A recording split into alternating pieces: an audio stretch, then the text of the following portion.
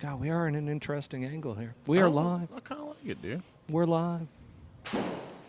Love this for everybody. Does look like I'm in front of you a little bit. Yeah, it really does, doesn't It's okay. it?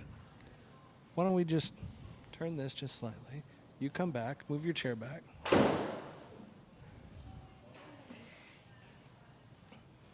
Oh, Yeah, I think we fixed it. Great job, Maddie, son of Wow, a biscuit. How do we pull this off week in and week out? I have no idea. But we do, folks. We do it for you. We do it for the people. Cheers, butts. Cheers. Oh, we're live. Whoops. Yeah, we're about a minute in. Just about. Lot to unpack this week. Holy shit, is there ever. My God. Lots of goodies. Lots of goodies on the show today, everybody. And if you can't tell, we've got a great location here as well. We do. Yeah, Stingers Golf Club. Golf Club out here in Chandler, Arizona. Great place. Yeah, it feels good in here. Friendly staff. Mm-hmm. Yeah. Trot golfer. First one to join in once again here on YouTube. I'm honored. Welcome back. Hello, sir. We're honored. We're honored to serve you. So here we go. Let's get this party started. Oh, man, I am pumped. I'm pumped for tonight. Absolutely pumped. There's a lot of good topics tonight. A lot of good stuff to go over. So without further ado, we're gonna start the podcast here. I might have one more sip, though, before we do. Order up you wanna order another one? Yeah, where's Kayla? Kayla. Yeah. Oh, we got Kyle here up till 3 a.m., he said. That's well, not going to say that I haven't been there pretty much all week because I've been dealing with a move from hell. But we'll get into that in the show. Trot Golfer says, hi, Kyle. 3 a.m. Look at that. Our audience are making buddies. Fantastic. Wow. We have friends connecting there? Friends, making friends Very good. through friends. All right, let's get this dialed in. In 3, 2, 1. Welcome back, everybody, to Bullhook Golf, the podcast. I'm your host, Matt Cook. Tonight, we've got Butsy with us yet again, Mr. Co-host here. He is dialed and ready to go. But before we get through what we got going on tonight's episode, I just want to say, man, it has been a rough couple of weeks. Has anybody ever gone straight from a cruise to then moving? Because I'm telling you, it's not a good idea. I don't think I've ever heard that. That's stupid. It's absolutely ridiculous. You should never do it. I'm in the move from hell. So coming out of a place to where really thought wasn't going to have a whole lot of issues moving out of the place that I moved out of. So went from Desert Ridge down to Arcadia and moved into a bigger place. But, man, it certainly was not a good move. Not a good move at all. We're like a lot closer now, right? We're definitely a lot closer. I mean, out here in Chandler, folks, we're out here in Chandler, Arizona at Stingers Golf Club, recording here live. It's a brand new indoor golf center. They got Golf Zone. Technology in this place is absolutely awesome. Dylan Vaudry says, you look so much better than last week, looking healthy and strong. I appreciate that, Dylan. I definitely feel a lot better, but, man, it's been the move. Let's get back to the move real quick because my wife hired these guys to come in and move her stuff. We hired them for 4 hours. Normally, that's a good amount of time, right? Not for our place. Yeah. We had way too much shit. And after the 4 hours, they filled an entire truck, one of those huge trucks. Not one of the small like U-Haul trucks. Semi. Like a semi truck. They filled that thing to the brim, and the guy's like, we have no more room. I'm like, I still have stuff. He goes, well, you'll probably have to move that yourself. So sure enough. Did they get the big stuff at least? They got a lot of the big stuff, but I'll tell you right now, I've been going back and forth between the old place and the new place for the move started Saturday. Now we're Tuesday, and I still have another day tomorrow to move stuff. So it has not gone well on that front, but well, I'm a bit nice envious outside. of you. It's nice outside. Actually, no, it's not. No, it's not. not. Absolutely horrible outside. 1,000 degrees. Why it's shameless plug here. Why it's so nice to be here at Stingers Golf Club. It's like 70 degrees in here. I think you can get through a round in a little over an hour. and they have beer, cocktails, really good food. I just sampled the chicken nachos myself, hoping that doesn't come to play with me while we're live here, because I would love to christen this bathroom more than anything else. But Wow. yeah, this place is awesome. Love Come that check for it you. out. Yeah. Trot Golfer said he moved 3 weeks ago, and now we're into the move. The wife said it's time to have a baby. I don't think my wife did not say the same thing to me. I will tell you that much. She's like, why in the hell are we still moving stuff and it's Tuesday? So nonetheless, we're here at Stingers Golf Club. Sometimes you got to get away and just enjoy yourself. Once again, Golf Zone Technology here at Stingers Golf Club.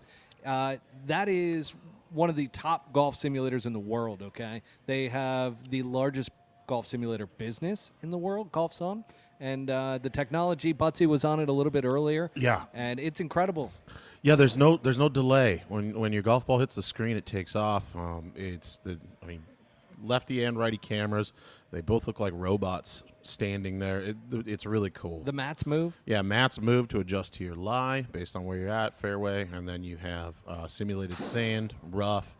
It's the real deal. You putt, everything. A little LED light comes on in front of you, kind of gives you a line on your putts, and we'll show it off a little later. Hang on a sec. Oh, Okay. oh boy. Anyways, it's fucking awesome. You guys really need to come check this place out. It's reasonably priced, $50 an hour, and the food is reasonable. They're not gouging for cocktails. That was Yeah, the old-fashioned. It's fantastic. Pretty good. You just had some nachos, right? I did, and they're awesome. They have like a bean cheese sauce all over them. So if you don't get a piece with chicken on it, you know, like I kind of dig through some nachos looking for the meatiest, cheesiest piece, and then what gets left over is basically a graveyard. So you don't have that here. Every piece is amazing. Every piece is amazing. All right, let's get into it on tonight's episode. We've got the Travelers Championship recap. We got Live Golf Nashville recap. We got the Swanee Style segment, and we've got the upcoming Rocket Mortgage Classic. But before we do begin tonight's episode, we want to give a special thanks to Swanee's. All right, they just had a brand new drop that happened about a week ago. This I actually got from the Waste Management Phoenix Open. So this was right before. There's even a glizzy man on there. Yeah, so we got glizzies and we got beers on this polo. They just launched it. Obviously, it doesn't have the waste management stuff on their one that they released, but this shirt is absolute money. I got the shorts on, too. And I'll tell you, after moving, I cannot find my belts. Have no fucking clue where my belts are. So luckily, Swanee's has this awesome like waistband to the shorts. Yeah. That is like it catches like your. Is it the little rubberized? Yes, kinda? it's the rubberized one, so that your polo doesn't go up and down if you have it tucked in. Yep. Shorts don't fall down if you're not wearing a belt. They grab the chones. They grab, and really appreciate that out of you, Swanees. So, folks, if you want to take advantage of 25% off at Swanee's Golf, or Swanees.co is the website, utilize promo code PullHookGolf25 at checkout and get 25% off your entire order at Swanees.co. Once again, we are here tonight at Stingers Golf Club in Chandler, Arizona. This place is absolutely mint. It really is cool. It is awesome. So let's get into the Travelers Championship recap here, Butsy. First topic. Oh, shit. I almost knocked over my mic. Be careful. First topic. I got so excited about the protesters. The protesters on the 18th green in regulation. All of a sudden, you know, everybody has marked their ball. Scotty Scheffler's getting ready for his. Akshay Dubatiz. And all of a sudden, you see these smoke bombs going everywhere. You see people getting tackled on the greens. It's a fucking chaos out there. What was your thoughts? I think it's like, wow, we've watched this play out about 100 times since videography was invented. They look like every other fucking dumb idiot that has ever tried to do something like this. Yeah. I say put him in prison for life. Put him in prison for life. Yeah, throw him away forever. Forever. You know? We don't need him. Well, we were talking about it. I guess one drunk fan ran up while the cop was carrying one of them. Fucking knocked one of them out, caught a little quick one there. Go to sleep. So that's what you get when you run out into a public event trying to spray paint. Nobody knows what you're doing. You can't do There's it. a better way to fight your cause. than doing that. 100%. Yeah. There's so many different avenues. And the girl with the shaved head looked like she came out of a camp that just teaches how to be a protester of whatever it is that you want to propaganda. I can tell you what she didn't come out of, an F-250. She did For not. sure. She definitely does not believe Sorry. in the red, white, and blue. That is for sure. So, yeah, we've got that going for us when it comes to the protesters on the 18th. Let us know, what would you have done with the protesters? I say lock them away for life. Some people said execute them. Some people said that's way too far. So I'm not quite sure. But Butsy here, I don't know. What would you say their punishment should be? I mean, I don't know. I think life itself is going to treat those people pretty poorly for the rest of their existence. I don't know. Keep them away from a golf tournament. Maybe pay attention to whether or not they attempt to organize and wear clothing from the 70s and run out onto a golf course. Outside of that, they didn't really cause much harm. They made a scene. They looked fucking stupid, like all those idiots that do that shit do. And you just hope they don't end up defacing a famous painting or something later on. Oh, God, they're all over the place right Yeah. now. It's insane. Yeah. But Trot Golfer says lob wedge laceration. Laceration. Oh, I like that. You wanna cut That's 'em with good. a Yeah, wedge? cut them with a wedge. You know, just put them down there and smoke them with a wedge. Yeah. Lob wedge. Very specific there, Trot Golfer. And then we've got Dylan Vodry who says straight to jail. I agree with that, but I want him locked away forever. And then we do have to give a little shout out here to Trot Golfer. Yes. Macy May, congratulations, 7.9 pounds. Little lady. Fantastic. Unless Congrats. you named your boy Macy May, which, going to make it, it's like a boy named Sue. Johnny Cash. That's a little boy, though, man. You all right? That's it. That's you got me there. So with that said, let's keep it moving, keep it grooving. So we've got the Ben On tweet of the day, which his real name is Byung Hun An. Okay? He tweeted, "That must have been terrifying for Scotty. All the cops on the green." Scotty Scheffler, not a fan of the cops lately. No, he's a wanted man. You know, he's done a lot of wrong, and I'm sure that he had. And all jokes aside, I'm sure he didn't appreciate it. No, but it seemed like he was kind of chuckling, and it's funny because he was kind of trying to keep Tom Kim a little bit calm and everything. Akshay Bhatia said he was scared for his life. As he should be. The brown praying mantis, as we Akshay Bhatia is named scared him. of dying from a windy day. So let's. That's fantastic stuff. So that was the tweet of the day out of Ben On. I felt like that was fantastic work there from a fellow PGA Tour player. And then getting into the actual tournament itself, Scotty Scheffler wins at 22 under par. He is completely on a different level than everybody else on tour. Dude, it's ridiculous. It's not even a question in my mind anymore of, what if the live guys were there? Would he still win as many golf tournaments? Yeah, he would still win all of these golf tournaments. Maybe you might take one away. Might even play better. Yeah, exactly. Because it looks like he's just playing a very mundane round of golf in a lot of ways, and he's just in the lead. He's just winning. I think it has something to do with his headspace. I really think that he lives in a different world, like the world that he's aware of around him. He, like we've talked about, he doesn't look at the news. He's not on social media. He is the last guy, even though he's the number one guy, he's the last guy that's caught up in any bullshit that's happening, and it shows. It really does. It's just oh, well, time to go out and play a little golf. And That's here's the about thing. it. As I was playing catch-up, I was really starting to watch each and every one of Scotty Scheffler's shots, and I'm just like, he's not even playing with his A game right now. Who's the last player that you remember who was winning without their A game? Tiger Woods, y'all. Good old Eldrick. Gotta love that guy. But we are witnessing greatness right now, folks. And I think that's the point that I'm trying to make here. And I'm trying to make everybody aware that what we're watching now is not normal. This is not like this comes once in a blue moon, like when Tiger Woods in 99. And now we're starting to see the media start to pick up on this, which we've been talking about it for, a couple months now.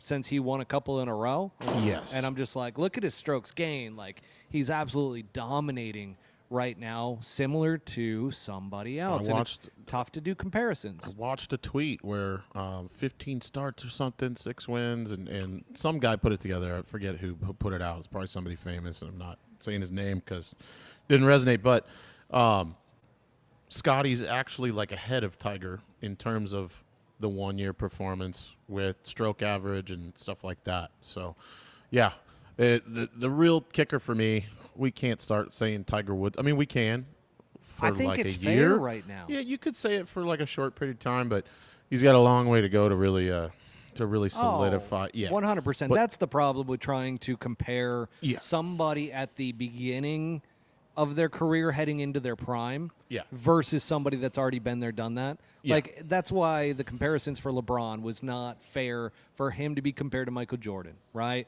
There's all these different sports to where we compare greatness to greatness. Yeah. And it's like they're all different, but Scotty Scheffler is the first person we have seen since Tiger Woods. Yeah, to be this dominant. Yeah, since Tiger for sure. That I would second that. I would also go on a limb here and say that he is night and day way more boring than Tiger Woods. Mm-hmm. Tiger Woods, remember when he came out, he was getting criticized for doing fist pumps and yelling and getting excited about making putts, hitting shots. Like, he got a lot of criticism for that. Well, Scotty Scheffler is getting a lot of criticism for doing the exact opposite of not really having emotions. The exact opposite. Yeah. If any, he's like Tiger was a dick and didn't give people the time of day and looked like he wanted to murder anybody that like he used to charge off tee boxes and didn't talk to anybody and it wouldn't. Yeah, Scotty is the exact. He's nice to everybody. Yeah. He really is. And it is also interesting that he wins his 6th event of the year, but he has dominated the Signature Series events. He has won, by the way, money-wise, $16,988,000 just from Signature Series events alone this year. I saw that. How insane is that? Yeah, and you know what? If you're going to bring up Tiger's name again, we can go ahead and thank him for that amount of money even being possible in the game today. Combination Tiger and Liv, Yeah. right? I think that is completely How much did fair. purses go up? Because of Tiger Woods? And, well, we know it did because of Tiger. That's when they started playing for millions of dollars to begin with. It wasn't like, 93? They're playing for like 145,000 or something shit like that. But You're not wrong. Liv doubled purses in certain events this year, right? And last year? Oh, absolutely. Signature I mean, the event? entire Signature Series came because of Live Golf. Yeah. That is 100% accurate. Now, we're seeing the same thing, and I don't mean to like bring up other sports on a golf podcast, but we're seeing actually the same thing in the WNBA with Caitlin Clark. And what's funny is all the girls that are a part of the WNBA that were there before, very same treatment to how Tiger Woods was treated when he came out onto tour. When, Which is what? Curtis Strange sat down in an interview and was like, "Oh, you'll learn. You'll learn." And everybody's kind of done the same thing with Caitlin Clark, and it's what we're seeing in the WNBA is what happened with golf. So I'm back to your point about how Tiger Woods moved the needle, and that's why purses got so big, made a real interest into the game of golf. Then the Saudis come in, create Live Golf, and then the PGA Tour has to react, start pulling some money out and saying, hey, we need some investors, we need some things so that we can actually compete money-wise so that we don't lose all of our talent. But I'm telling you right now, it seems a lot easier to make money on Live Golf than it does on the PGA Tour with Scotty Scheffler playing like this. Yep. Nothing else to say about that. That was pretty good, huh? It was. Yeah, You almost ran out of breath. I'm but proud like, of myself. That was solid. I got asthma, too. It doesn't last that long. Yeah. Durango 155 says, need some hard booze flowing. I don't want to scream Kayla, Kayla? like we own the place or something. She's over there. She's not paying attention to us at the moment. It's fine. I'll DM the Do help. You help. One more old fashioned. No. Yeah. One more drink.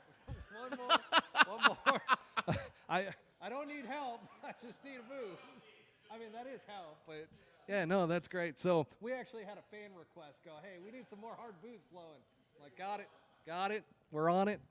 Durango, I hope you're happy with that one. We got that going there for you. That became an event right there. That was pretty good. Holy cow. Did it ever. I feel like we just lost audio too. I don't know what the hell happened. It there. got quiet. No. Yes, it did. Because we were Oh, up you're here. in and out. Oh, there we go. Oh, there it is. Yeah, we're right back where we want to be, baby. Sorry, folks. We actually. Oh gosh. We lost a little bit of. Kyle says like Ja Rule. Love a little Ja Rule until he took some heat from 50 Cent, and then all of a sudden Ja Rule went away. Maddie, I'm going to key you in here. Kyle's attempting to get me to talk like Ja Rule. Well, you hate to see that. Yeah. He thinks that, yeah. Do you have a Ja Rule voice? Oh, I got a really good one. Do you? It's just loud. So let's get a couple more of these adult suities in. Love See where that. it goes from there. Love that. And Durango 155 really appreciates that move. He said, nice move, sir. My pleasure. I'm just trying to, I just had an epic moment where I went on a great little rant there, and I feel real proud of myself. So I'm just taking a time out for a second should. just to reflect and enjoy this moment. It doesn't happen often on this show, but my God, when it does, it is fantastic. Holla! Woo! Oh, no. Did we just blow out? I think we blew it out again. Oh, that's what it is. Are we going too loud? Yeah, so that's exactly what it is. So if we go too loud, there's a safety on that stops it. Turn that shit off. Well, we might clip the audio. Okay. Yeah, can't go too loud. I'll just So back up. It's just going to let us know that we're safe, and I'm going to keep that up. I'm not going to close it out this time. So let's keep it moving, keep it grooving here. Also, one of the things that I do love about Scotty Scheffler, his family, his wife, his new kid, Bennett, is that they're great people. They have did you know they've basically adopted Tom Kim in Dallas? I have been paying attention, and I had no idea how much.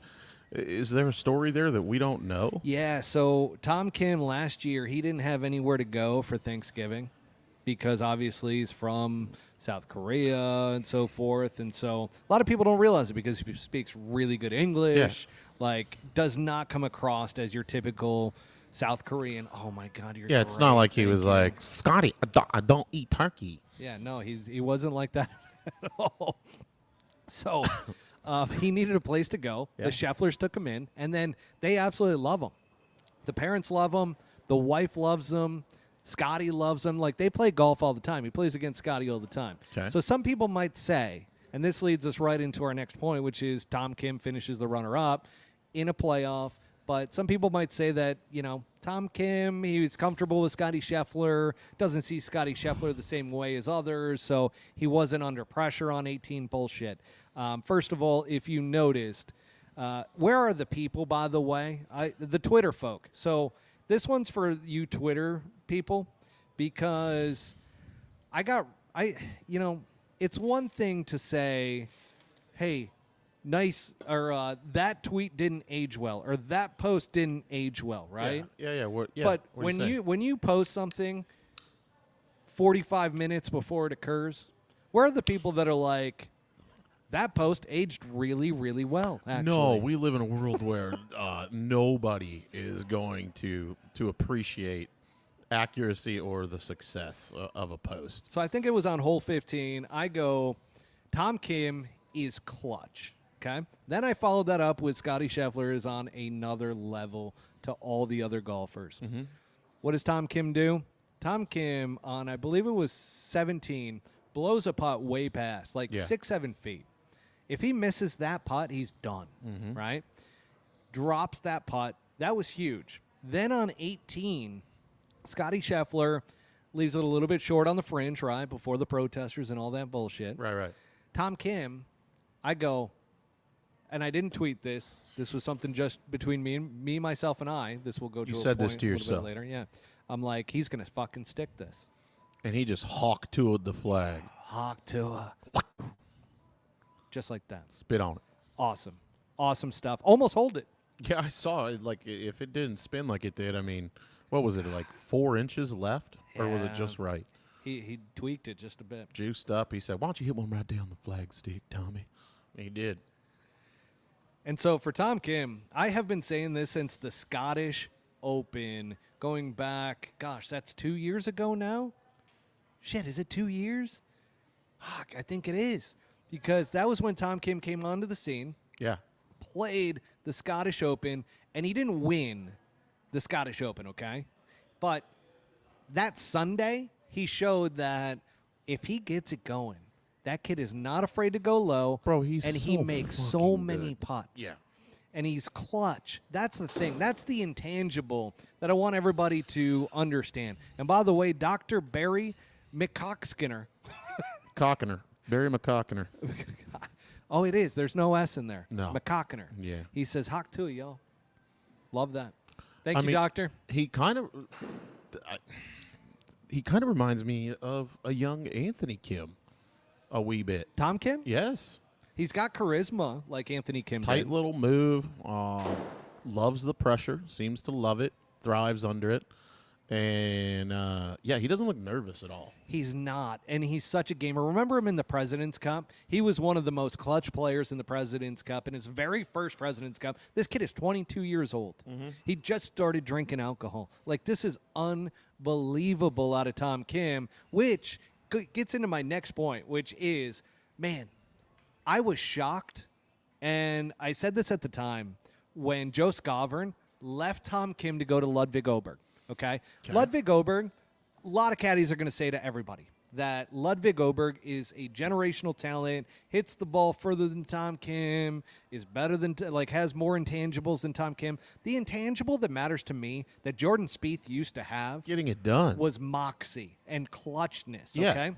That is an intangible. That's not something that you can put stats on, really. No, it trumps everything, though. Everything. Yeah.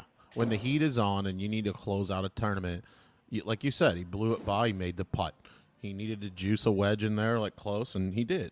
And come back to me in 10 years, and I'm telling you right now that that was a mistake by Joe Scavern to go to Ludwig Oberg. I think Tom Kim is going to have a better career over the next 10 years than Ludwig.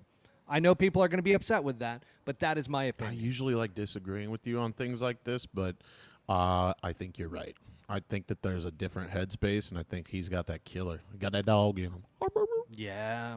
So here we go. We've got a couple more comments let's get to. Trot Golfer says, "How do you clean your balls on the green?" Hock Tua. That was a post I put up. Remember that? Yeah, that's pretty good. Yeah. And then we've got Dr. Barry McCockiner again. Good old, I hope Bubba comes back to the PGA. I don't think anybody... I don't mind Bubba, but Bubba has rubbed a lot of people the wrong way. Dr. Barry, are we just haphazardly saying things that are just a little obtuse on purpose, maybe? Yeah, and then he said, "What bar are y'all at? It's poppin'." So this is a brand new location, by the way. This just opened up. It's called Stingers Golf Club. Trot Golfers got you here. He goes, "Haha, Barry, Stingers Golf Club." And you know what? It's going to be popping because people are going to start coming into this place after this episode. And, man, this place is awesome. This bar is sick. I mean, it's We brand got new, bro. awesome TVs. Yeah, they just opened up. So even if you get on their Instagram, they're brand new to the scene. And I think they're doing something. If I'll probably butcher this, but I think it's like $30. You can come in, have a beer if you do that over lunch. Not saying I do, but you can have lunch, play 9 holes, and get right back to the deal. I think he was saying you can get through here in like 25 minutes. They're 9, so that's pretty cool. Love that. Now, Cam Young. Let's talk a little bit about Cam Young. Because Cam Young, I thought Cam Young was going to win a PGA Tour event already. I had a bet with Bobby Brown, PGA Tour caddy, when he was on the show, that Cam Young would win his first event before Wyndham Clark. Bobby had Wyndham Clark. Obviously, Bobby won. Wyndham Clark is now a top 5 player in the world. I'm with you, though. I would have, at the time, I would have taken Young. I mean, he's got the, talk about, once again, intangibles, right? And that is one of the really cool things about Cam Young is he's got so much fucking talent, but he has not broken through yet. But he shoots a 59 on Saturday, and my question to you, Butsy, is shooting a 59 still the accomplishment that it is or was back in the day on tour? Remember when David Duval shot the 59, Jim Furyk? I mean... Yeah, it is. It is. Is it? I think so. I mean, look, they were playing golf courses that were fucking 700 yards shorter. I mean, they've definitely set golf courses up to where it's just as hard to shoot 59 as it was for those guys. yeah, 59 is crazy. Are there a lot more good players now that can do it? Maybe that's the bigger argument. There's just more talent now than there's ever been in golf. So you see it more often, but yeah, it's that fucking hard to do. Yeah, and they made the Travelers more difficult. It was TPC River Highlands. Remember last week? I was so injured. I couldn't even, I'm like, TPC Connecticut, TPC Hartford. Yeah, we didn't know what it was. TPC I don't know, Stanford. it's a I have no TPC idea. course It's there TPC somewhere. River Highlands. And they did a little bit of some renovations, and they made it really they made it more challenging, okay? I know a lot of people are going to say, but the winner was 22 under. Yeah, they Again. could have gone a lot lower than that in previous years if they played the way that they did, and there was lift, clean, and play. So don't get me wrong on that. They're like that also is a thing in and of itself. Is the PGA Tour mad? Maybe you have this in your notes, but is the PGA Tour mad that Bryson has taken the stage that he's had despite their best efforts to I mean, you can't, like we said, winning solves everything, but are they a little mad at how stardom has kind of found him lately? I think they got to be, right, because that's taken attention away from the players on the PGA Tour. Yes. And that's a tough thing for the PGA Tour to swallow, because that once again goes back to What? Dr. Barry McCockiner really taking the Can stage. we stop tonight. saying his Hang full on, name? No, I love the full name. And hang on a second. This might be my new favorite YouTube player here. Is this West Bend, Wisconsin? So clearly a Wisconsin guy, because a lot of Arizona people are from Wisconsin. Trot Golfer says Chandler, Arizona. We're going to catch up on some of this stuff. Bryson is the hero. That's says what Kyle. prompted my comment, Yeah, right? there you Like, go. I'll Trot challenge Golfer, anyone to a match. Trot Golfer says 59 is the pinnacle. So, I mean, I guess everybody still sees 59 as a big deal, which I do as well. I just don't feel like the PGA Tour did enough around the media and everything for Cam Young for that 59. What an accomplishment it was. Like, I mean, they did an entire montage for David Duval's 59. Oh yeah, and like Jim Furyk, you Yeah. know, anybody that's We done got it. Z Paulson that says, I'll challenge anyone to a match. I think Z Paulson, you versus Dr. Barry McCockiner could be a good one. I'd come out for that. I would too. I would absolutely watch. I might commentate it with you, Butsy, if you're interested. Now, Dr. Barry, he says, I have shot 65 so many times I can't imagine a 59. Bear, Dr. Bear. I'm just going to call him Bear. Bear. Listen. Bear. Golf courses in Arizona, I think you could say any place that you regularly play for years on end, you might say that it's easy. I've seen multitude of dudes that grew up on the East Coast come out here and play mini tour golf and just absolutely fucking fail. Desert golf is a completely different animal. Took me 2 years in college when I It's came hard, out here. Yeah. dude. It's not easy at all. And there are some tracks out here that stretch out. You hit it in the shit. You don't have a shot. You're hitting it off the dirt. You have no footing. I mean, if you're not used to that, it's tough. So, easy, I don't think that's the right word. So- but you're getting a lot of attention right now, so you are doing a good job. Don't stop. He's doing great. Z Paulson says you shot a 65 on a par 3 course, maybe, Barry. So I've shot on par 3 courses in the low 50s, but there is a golf course in New York that I have shot a 59 at. That is What? true.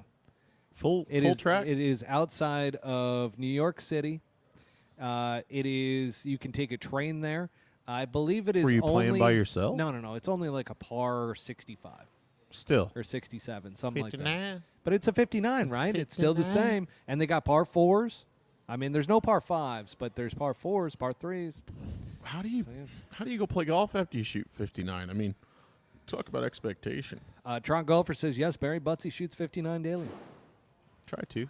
Trot Golfer said Duval did shoot 59 to win. Now, there is some history between Was that the Butsy and PG? Duval. So, Oh. yeah, let's not get we into don't that. need to tell Let's that get- story. no, we told that you once. did. Yeah. Not Yeah, doing it your again. brother had me tell that, or force you to tell that story. God. And then we got Z Paulson said, I would destroy this doctor if he even is one. Wow, those are fighting words if I've ever heard them. Let's get back to the If he leaderboard. even is one, read his name. You're not slow. Are you serious? just point and shoot, baby. That's what Kyle says from Cart Barn Guys. Oh, point All right. shoot. Leaderboard rundown. Okay. Some interesting tied for third.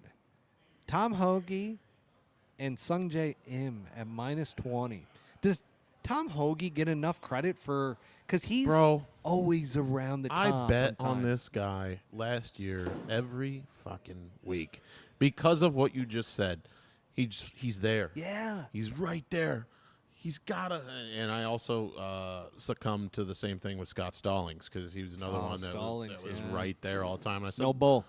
dude, 1 week one of these guys is gonna get it done, and their odds are so crazy. I'm gonna hit. Hasn't happened. So I don't know. How old is Tom Hoagie? Dude, he's getting up there. He was a member back when Quintero was private. I was in college then. Oh my God. Yeah. Okay. Yeah. Craziness, huh? Yeah. Small world, too. Durango 155 says, does Minwoo Lee win the Rocket Mortgage this week? We'll get to the Rocket Mortgage in just a second. So I'm going to get into that in just a moment. Oh, my God. Before I do, though, fucking Carlton Banks from the Fresh Prince of Bel-Air. Love that. Oh, Love that. dang. Do the dance, baby. Just, what was that? I don't remember. It's some bullshit. Just something like that. Bel-Air, Yeah. California has some of the most pure courses. Don't deny that at all. No, Yeah. they're all private, though. Bel Air all private. CC. You know, only Carlton Banks can afford those types of golf courses. What's the one I played out in L.A.? There's 2 courses there. One of Bel them Air is Country Club's called- pretty good. I played there. What, Wilshire? Not Wilshire. One of the courses is called Babe, and it's 2 tracks. Anyways, well, it'll come to me. I lived But in L.A. for a year. I played quite a bit out there. This has to come to me then because you've definitely played here. It's Probably. public, but it's a little higher end, and the layout's fantastic. Wow, I don't know. Anyways, Well, but yes, Durango 155, we will get to your question about Minwoo Lee when we get to the end of the episode, which is about the Rocket Mortgage Challenge or Championship. All right. Finishing up with that commentary around the leaderboard rundown, Sungjae Im. I saw a stat for Sungjae Im, and I didn't write it down. which was He has been in the top 25 almost every time he appears in a golf tournament. really Like, it was ridiculous. like he's that consistent. Yeah, like, I couldn't believe how many. There was, like, only 10 tournaments that he wasn't in, like, the top 25. Over, like, I don't know if that was, like, over the past year or what that was, but, man, that was such a ridiculous stat. I tried to find it before the show and couldn't find it. I mean, from a business perspective, that's where you would ultimately hope to fall as a professional golfer, right? But can you take it deep enough and pull out that big sack and get it done? It's not easy. It's not easy. Fuck. So, Sungjae Im, 20 under also. But Sungjae Im has a problem closing out golf Industry Hills, tournaments. that's what it is. Sorry. Is it? Okay, so Trot Golfer threw that in there. Industry Hills. That's it. Ricky Rowe 2.0 says CA courses are no joke, no wind ever. And then Carlton Banks asked, do they use the golf club 19 at Stingers? No. So they do not, because Golf Zone has its own proprietary software, which is actually really, really good. It used to be, I will say this because I'm from the industry, it used to be very Korean based, and like it didn't translate a lot to. What does that mean? So it was all meters, wasn't yards. Oh, it gotcha. also was all in Korean. It wasn't in like English. They now have it dialed in for the American market. And I know they have franchises over here now. And this location is absolutely mint for Golf Zone. So it is no joke here at Golf Zone.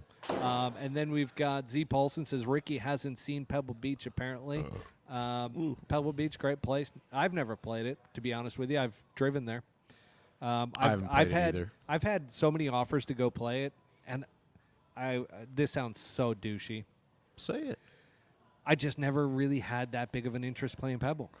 I would say that it hasn't been something that I've climbed and clawed to Yeah. do either. There's a lot of other places that I think I would rather go. My dad played there, actually. There, Spanish Bay, and a couple others on some crazy trip that he was invited to. And back when he was playing a ton of golf, a little aside here, he said Spanish was like 10 times the golf course that Pebble Beach was. Not taking a shot at Pebble at all, but like you said, I'm not like, holy shit, I gotta make that happen. Now, Kyle, Cart Barn guy's there. He spent some time there. I think he was out there with Lexus, if I'm not mistaken. So he might be somebody to ask about that. Well, and Bobby Brown, that's where he started his caddying career. was out at Pebble At Beach. Pebble? Yeah. Okay. So he's told me all about Pebble and everything about it. Dr. Barry McCockner. We're back to him. He keeps saying his full name, dude. Oh, shit. So he said, I have played 3 off the tee. Oh, don't ever try it. Okay. Oh. Don't know what that exactly means. Rum PMC is talking about Pebble Beach. He says tiny greens. Totally agree with that. Dr. Barry McCockner is back once again. We wouldn't play Pebble either if I wasn't a doctor. It's kind of pricey for John Q. Public. Let's get through some notes here. We're giving that guy just too much, No, and we're going to get caught. I'm telling you right now, 'Cause I he is love Dr. rolling in Barry McCockner. Love that guy. He's a great doctor. I think he's an orthopedic surgeon. I think he is an orthopedic surgeon. I do remember that name. So Rick Rowe 2.0 says, oh, wow, perfect weather all the time. Carlton Banks will be destroyed coming out east, playing in grown man weather. Yeah, grown wow. man. We got a lot of challenges tonight coming from the audience.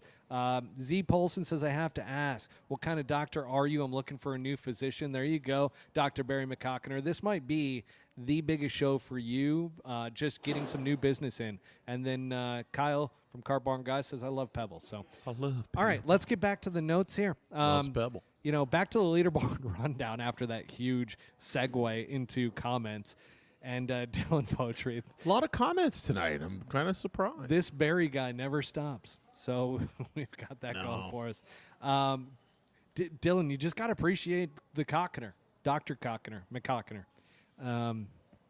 Yeah, that's we're not going to be able to use any of this on YouTube for any No, advertising. Like the so. McKinnon rib sandwich. Yeah, love that. Now, with that said, T5s for the travelers. We're not even through the first fucking segment yet, and we're already 41 minutes in. That's what I was saying, dude. Damn, we got to keep it moving, keep Let it grooving. those comments chill for a bit. We're going to let the comments chill for a moment. Patrick Cantlay, T5. That's been a surprise lately. He's playing some good golf all of a sudden. He's been sniffing Watch out. it. Watch out for Patrick Cantlay in this second half of the year. Well, we know he can close. Oh, We know he can. he can. Yeah. I mean, the hat thing, Joe LaCava, Rory McIlroy. We He love can that. close late. Yeah. He'll take a long time doing it, but We've got Tony Finau. That's your boy lately. You love, love Tony Finau right now. Love Tony Finau. Then we've got Mike Hoochie, another new one. Hey, guys, love the stream. Thanks, Mike. Appreciate you. Dr. Barry McCockner went and created another handle called Mike Hoochie. I don't That's believe this. crazy. I don't believe this. What? Dude. I think Mike Hoochie is a different man. Here we go. This guy reminds Well, me if of you Big look Cat at a the little time bit. in between his last comment to Yeah. now and how frequent he was before, this is that guy. Can you make YouTube handles that fast? Oh, you can if you care enough. I love it. Let's keep it coming. Keep them coming. All right, we've got Trot Golfers as Patrick Cantlay at a decent pace. He's been working on it. So that's one of the interesting things. So Bobby Brown used to be like buddies with Patrick Cantlay, Xander Schauffele, San Diego guy, right? So Yeah, they yeah. had the California connection. They used to talk on the range and everything, even though Bobby was with other players. And he said Cantlay was working on last year picking up his pace of play. He knew that it was a problem and didn't want to continue being harassed about it. Poor so He PR. actually, poor PR, and he understood it, and he wanted to, because he wants to be on the PIP list, right? Everybody wants to be on the PIP list. Yeah. And you're out if you're the slow guy. Talk about that right now for a second while we're doing the leaderboard rundown. Xander Schauffele, did you see his comments about how he's forced to go do Bob Does Sports and these others? What do you mean forced? I didn't see that. Forced by his team because they understand how important it is to go do get all this onto the fake PIP. bullshit Yeah, golf. so Xander actually kind of he said it in a way to where I really felt like he was saying, I don't like this shit. Well, it makes but I have to sense, do it. man. I mean, that's it. Look, somehow these guys have created themselves as an avenue that reaches the most people, and how that's happened because it's not something that I thoroughly enjoy watching myself. But yeah, that's kind of wild that you should be working on playing professional fucking golf. You shouldn't be worried about going to play with Bob Does Sports because now there's this other stat where your media presence has to be up. Like Isn't that that's nuts? fucking crazy. That's crazy. Dude, and I've talked to Mr. Perez about this at length. Playing with the Barstool guys and feeling like, you have to go do these things because you're not cool. And yeah. Hate to see it. It's one thing if you choose to. It's another thing if you feel like you have to because that's the biggest outlet over there, and there's almost a point system if you don't. I felt like Xander's comments were very telling. If you read between the lines as to what he said, I got to see this because I didn't see it. He basically was saying, like, I don't like doing this shit, but my team makes me do it. And he goes, and his. Did he really say that? Yeah, no, he didn't. I'm reading between the lines What when did I he say that. exactly? Do you So remember? He said, we have to do these things with guys like Bob Does Sports, with Barstool, because there's this thing called PIP. A lot of money in Pip. Now, he didn't say, well, I'm reading between the lines, and I'm going, wow, Xander really doesn't like doing that shit. He's really faking it. Not much to read when they say we have to do these Yes, things. and my team, it makes me do them. A little different if somebody comes out and says, and I love doing the stuff off the course, playing with a bunch of the YouTube guys. I mean, they're awesome, and what they do for the game is great. When you say we have to do these things or else we're at the bottom of that world, fuck that, dude. Like, what are you doing? I'm with you 110% on that. So we've got Patrick Hanley, Tony Finau, Justin Thomas, Akshay Bhatia, all finished T5 at -18 at the Travelers. We've got T9, Brian Harmon, Wyndham Clark, which that's actually a good finish for Wyndham Clark. He's been struggling of late. What did Harmon shoot? So 17 under with Wyndham, Cameron Young, and Shane Lowry. And then T13, we got Xander Schauffele and Colin Morikawa. Colin Morikawa continues to play well as long as he gets the putter going, which, once again, the putter is hit or miss with Colin Morikawa. And I feel like Brian Harmon's like the second coming of Lee Westwood. Like, he's kind of like I don't know. Do you see what I'm saying by that? He kind of occupies that space when Lee was hot. Oh, I don't know. He's kind of that guy. He's like a left-handed Lee Westwood. that's a really, really good point. And then, by the way, the signature events now are completed. We're not even through half the year yet. Actually, are we through half? We're through half the year. This is through half the year, right? About dead on. I agree. So we've got through half the year, all the signature events are done. And I was actually watching, pardon my take, which are part of my interruption. I forget which one it is. It's the one with Wilbon on ESPN and the old white guy. I forget his name. Wilbon Sounds lives like out here, something I by the way. wouldn't watch. Wilbon is a member up at Desert Mountain. Wilbon. Yeah, Mike Wilbon. Who the fuck is that? You don't know who Mike Wilbon is? No. Famous guy out of ESPN. Famous broadcaster, sports broadcaster. Well, that's why I don't know. Yeah. So there you go. With that said, they were talking about how has the PGA Tour really sold itself out in the first half of the year. Now there's nothing for the PGA Tour. Once you get beyond the Open Championship, what do you have? Oh, yeah, we But discussed you have the this. FedEx Cup. Yeah, you did all these build-up events that also coincided with other majors. And like we said, like, is that sponsor-driven? The timing of that, it's tough to say. But, yeah. Kornheiser, track golfers, always helping me out. Come here. Good old Tony Kornheiser. Tony Kornheiser. Tony Kornheiser. And by the way, I'm starting to believe you because we now have, beyond Dr. Cockiner, we now have Mo Lester Jr. we It's the have same guy, bro. We have Wider Woods. No, Wider Woods is a real guy. Is that a real guy? Yeah, he's real. Okay, I actually cool. know who that is. That's fantastic. Love Wider Woods. Brian here off of Twitter. Finally, a Twitter comment coming in.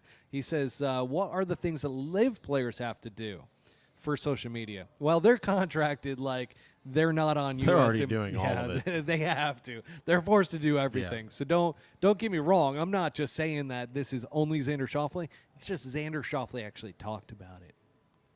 Mo Lester Jr. Mo Lester Jr. is on fire right now. He goes, I pretty think great name. Wilbon is a member at Olympia Fields, a top club in the Midwest. I know Olympia Fields, but it is We're getting trolled so fucking so hard right now. so hard, and I love every second of it. I have no problem with it. It's No, great. no, it's Trot Golfer says there's only about 10 events left. I know. So the whole entire point that they were making, and I happen to agree with it, is that they don't want to go up against the NFL. NFL's coming up in literally, a month and a half? Yeah. It starts? Yeah. Or maybe even less. I see it from ESPN all the time. There's like 72 days left until the NFL starts. PGA Tour doesn't want to go up against that. I mean, why? I don't blame them. But then you've got Live Golf that goes on these hiatuses, and they still have a bunch of events left. Yeah, I mean, I don't know. The NFL's on, Sunday and Monday? I thought about this a lot because I'm like, hang on a second. Can You I got play the golf? Signature Series Fuck events. The NFL. It's very front heavy with these signature events. Yeah. Ooh, But- I haven't heard this. I haven't heard this since last week. That's the the struggle gulp. Oh, The FedEx Cup, I think they want to continue making the FedEx Cup a bigger and bigger deal. Yeah. And they don't want these Signature Series events to take away from what the FedEx Cup is going to be. So that's where I disagree with Wilbon and Kornheiser around, no, we still have the FedEx Cup. We still got a lot of stuff coming up with golf. And then we got Silly Season, which is Fall Series, yeah. which is fine. It's fine. It is what it is. Oh, my God. Wider Woods. Here we go. If the PGA played music during their events like Live, I think they would have more fans. You got to see this guy, Wider Woods, dude. Is he a big character. boy? He is in the wrong, I- weirdest places, man. He looks like a I'm going like to a tell you house right on now, the water. Like his logo comes up here with YouTube. Yeah. Is that him? Is he a Yes. lefty? He might be actually. I follow these guys. It's him and his buddy, and I'm gonna give a shout out here. Brain Damage Golf. These guys put in the work. I think Wider Woods was actually under the weather. He had something going on with his heart or something. Oh, like my that. God. I hope you're okay. No, he's fine now. But man, this dude is a very unique looking individual. He's very entertaining, and I love those guys. You guys are awesome. Dude, that's awesome. I don't know them. So, Wider Woods, I'm introduced to you now, and I think you're He's cool. hilarious so far. Mo Lester Jr. says it's a gentleman's game, Wider. This isn't a nightclub. Now, the best part is you're going to create this thing called Mo Lester Jr. and then the fucking profile photo. Is that Bobby Brown? Like, No, that's not Bobby Brown, is it? who is that? No. No, That- Bobby Brown, the singer. Yeah, no. Not the one you know. So Wider Woods says, I'm fine, just a heart attack that makes a banker's dozen. Dude, Oh. you're like straight out of Saturday Night Live. yeah. Do you remember the Duck Bears? 7, possibly an 8 feet, Bob. Would you just cough up Porterhouse? It's just another heart attack. He's It's fine. okay. Okay. All right. Oh, God, I fucking love that. Yeah, he's fine now, Molester Jr. He's fine. Is your health okay? Well, may I recommend Dr. McCockiner? Okay, so Mo Lester He's an Jr. orthopedic and surgeon. Dr. Barry McCockiner. I got a feeling are the same people. Absolutely love that for everybody. And here's the thing, folks. Are there any families sitting behind us while we just sit here and say Barry McCockiner over and over? I don't think so. I think Okay, we're good. we're in the clear on this. Cool. I'm looking behind us, and I just see some nice people around our age, which is great. Very good. Trot Golfer wants to know, Wider Woods, what's your Instagram? And I want to follow it too. So why don't you go ahead and I add believe that it's into the Wider notes. Woods. Is it Wider Woods? Yeah. That's fantastic. All right, let's get into, and I'm changing this up from previous weeks. We're throwing in Live Golf Nashville because of how big it was, okay? So this is our next segment here on the Pull Hook Golf Podcast, and it was a big success for Live Golf. Called it last week in my Perfect venue for them. drunken, exhausted stupor. No, you did call it, though. I did call it. I said Nashville's going to be fucking wild because think about it. You've got drunkenness, you've got loud music, and they brought in some country artists too. So they had Dan and Shay that was there. On site at the tournament? Loved Dan and Shay. They did a concert at Live Golf. So did Luke Combs, I believe, if I'm not mistaken. It's pretty, and then the nightlife thereafter. Yeah. Everybody going to the event, going downtown Nashville. I mean, I was there. I wish I would have gone. You were there. You saw. I was there. Not so really. I was there for a few hours. A lot of people don't know that, but Yeah, he flew on a private jet there. Pat Perez set it up for him. we had a day. Went, and then he came all the way back to Arizona. We're not so really talking yeah. about it. It wasn't something I was Well, supposed to show off. I'm but so sorry. yeah. Yeah. Anyways, Pat Perez hooked you up. he did. Wider Woods yeah. says his Instagram handle, and I'm going to give this out for everybody. Girthquake. Girthquake 420. Is that real?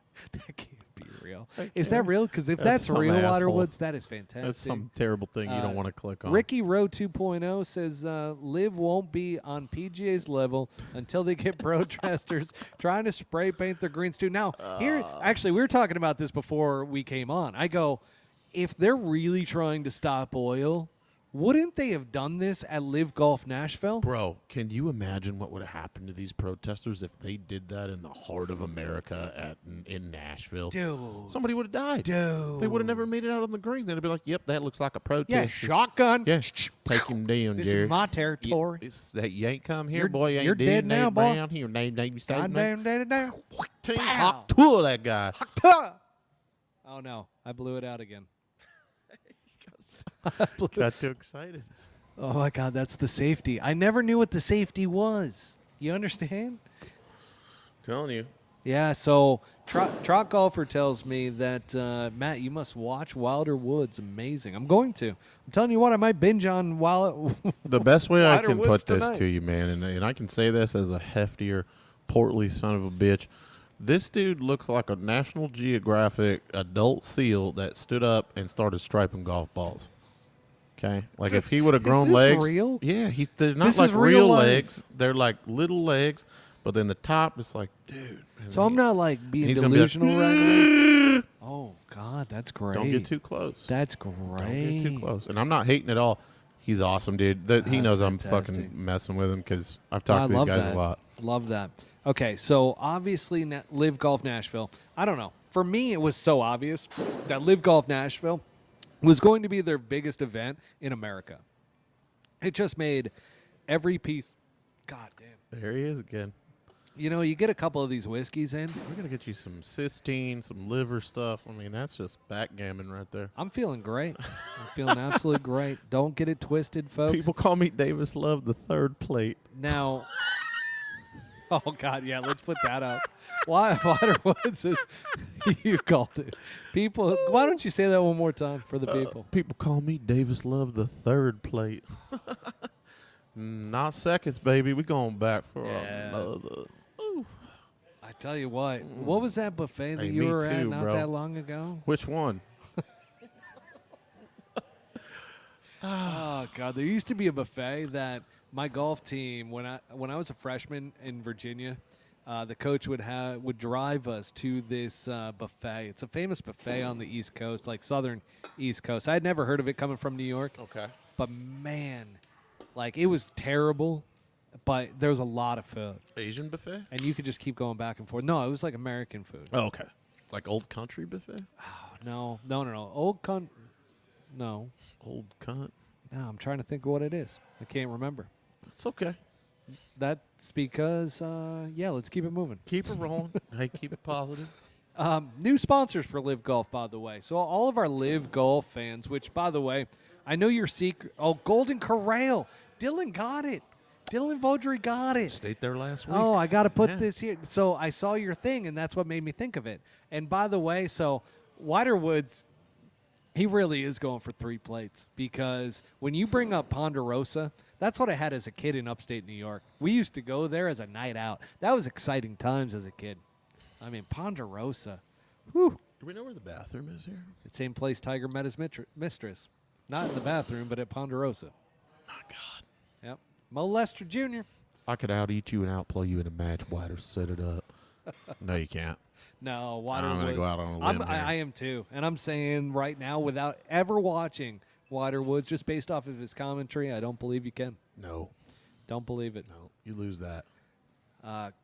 Kyle says, I feel like you two speak cryptically together. We do. There's Yeah, a lot that of liquid cheese. Everything Inside Kyle stuff? says is an inside joke, Yeah. so you can just go ahead and read those. No, I love that. I'm going to let you start reading those. Well, Kyle gets his rocks off watching you,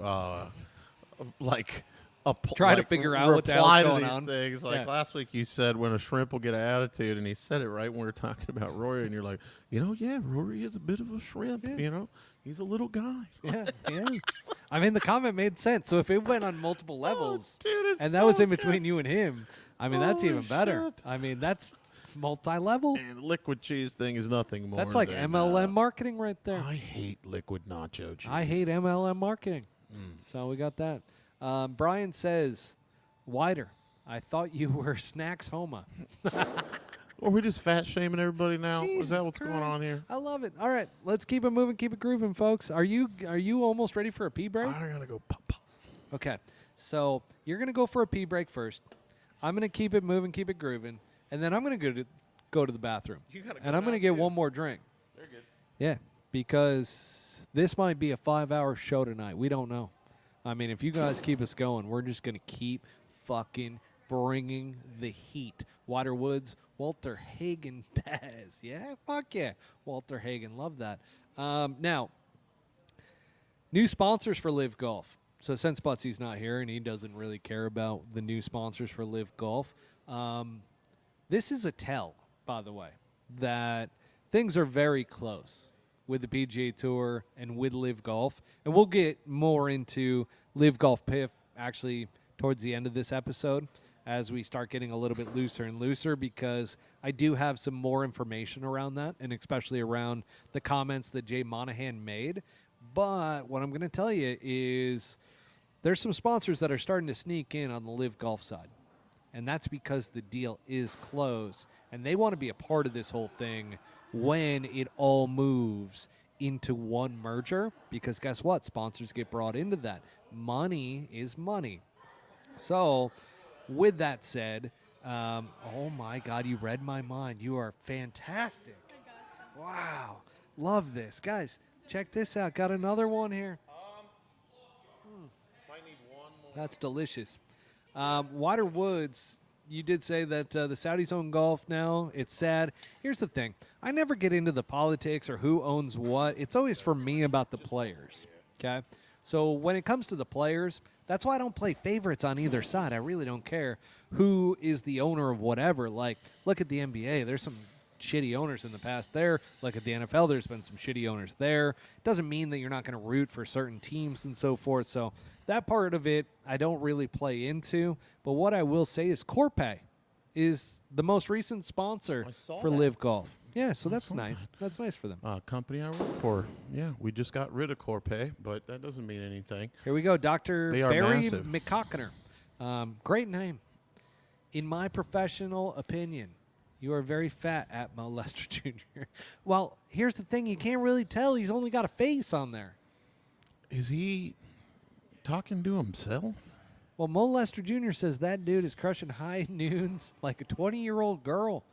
I think he's talking about you. Never seen a 20-year-old girl crush high noons, but Me you know, neither. sounds like you live in a world where it's just a matter of time. Anyways, But I'm old as shit. I've never been I'm on it. going back to the comment. Telling another man that you can out-eat him, this is fighting words. Where's that one? Oh, he said he could out-eat Wider Woods and would beat him. Where? Mo Lester Jr.? We touched on it. No, Mo Lester is just doing his thing. Who said that he could out-eat him? You didn't. I'm we so in literally on had this. a conversation I'm about so it. in on this. He said he could out-eat him and outplay him. Yeah, Set but it I'm up. trying to think of who said it. It's your health. It's a gentleman's game. Oh, Wider. Jesus, I think it was Mo Lester Jr. Trash. No, you got to go back down. It's past that. You think so? Yeah. Whoop, whoop, whoop, whoop, whoop, whoop. It's got to be right in here. May I recommend Daryl McCockiner? All right. Daryl McBlangener. Let's see. People call me Davis Love the third plate. Yeah. I think it's got to be right. Oh, it is I Mo could Lester out-eat Jr. you. Yeah, look, we're bringing it back up on the screen. And outplay you in a match. Hate to see it, Mo Lester Jr. I think you've met your match. Oh yeah, Mo Lester Jr. I owns did. it. He says I did and I could. Good. Where are we at here with... You're gonna have to hold the fort for a second. I'm gonna use the restroom. It's a nice I'm bathroom. I'm gonna pull your move. No, go ahead. You like that? Yeah.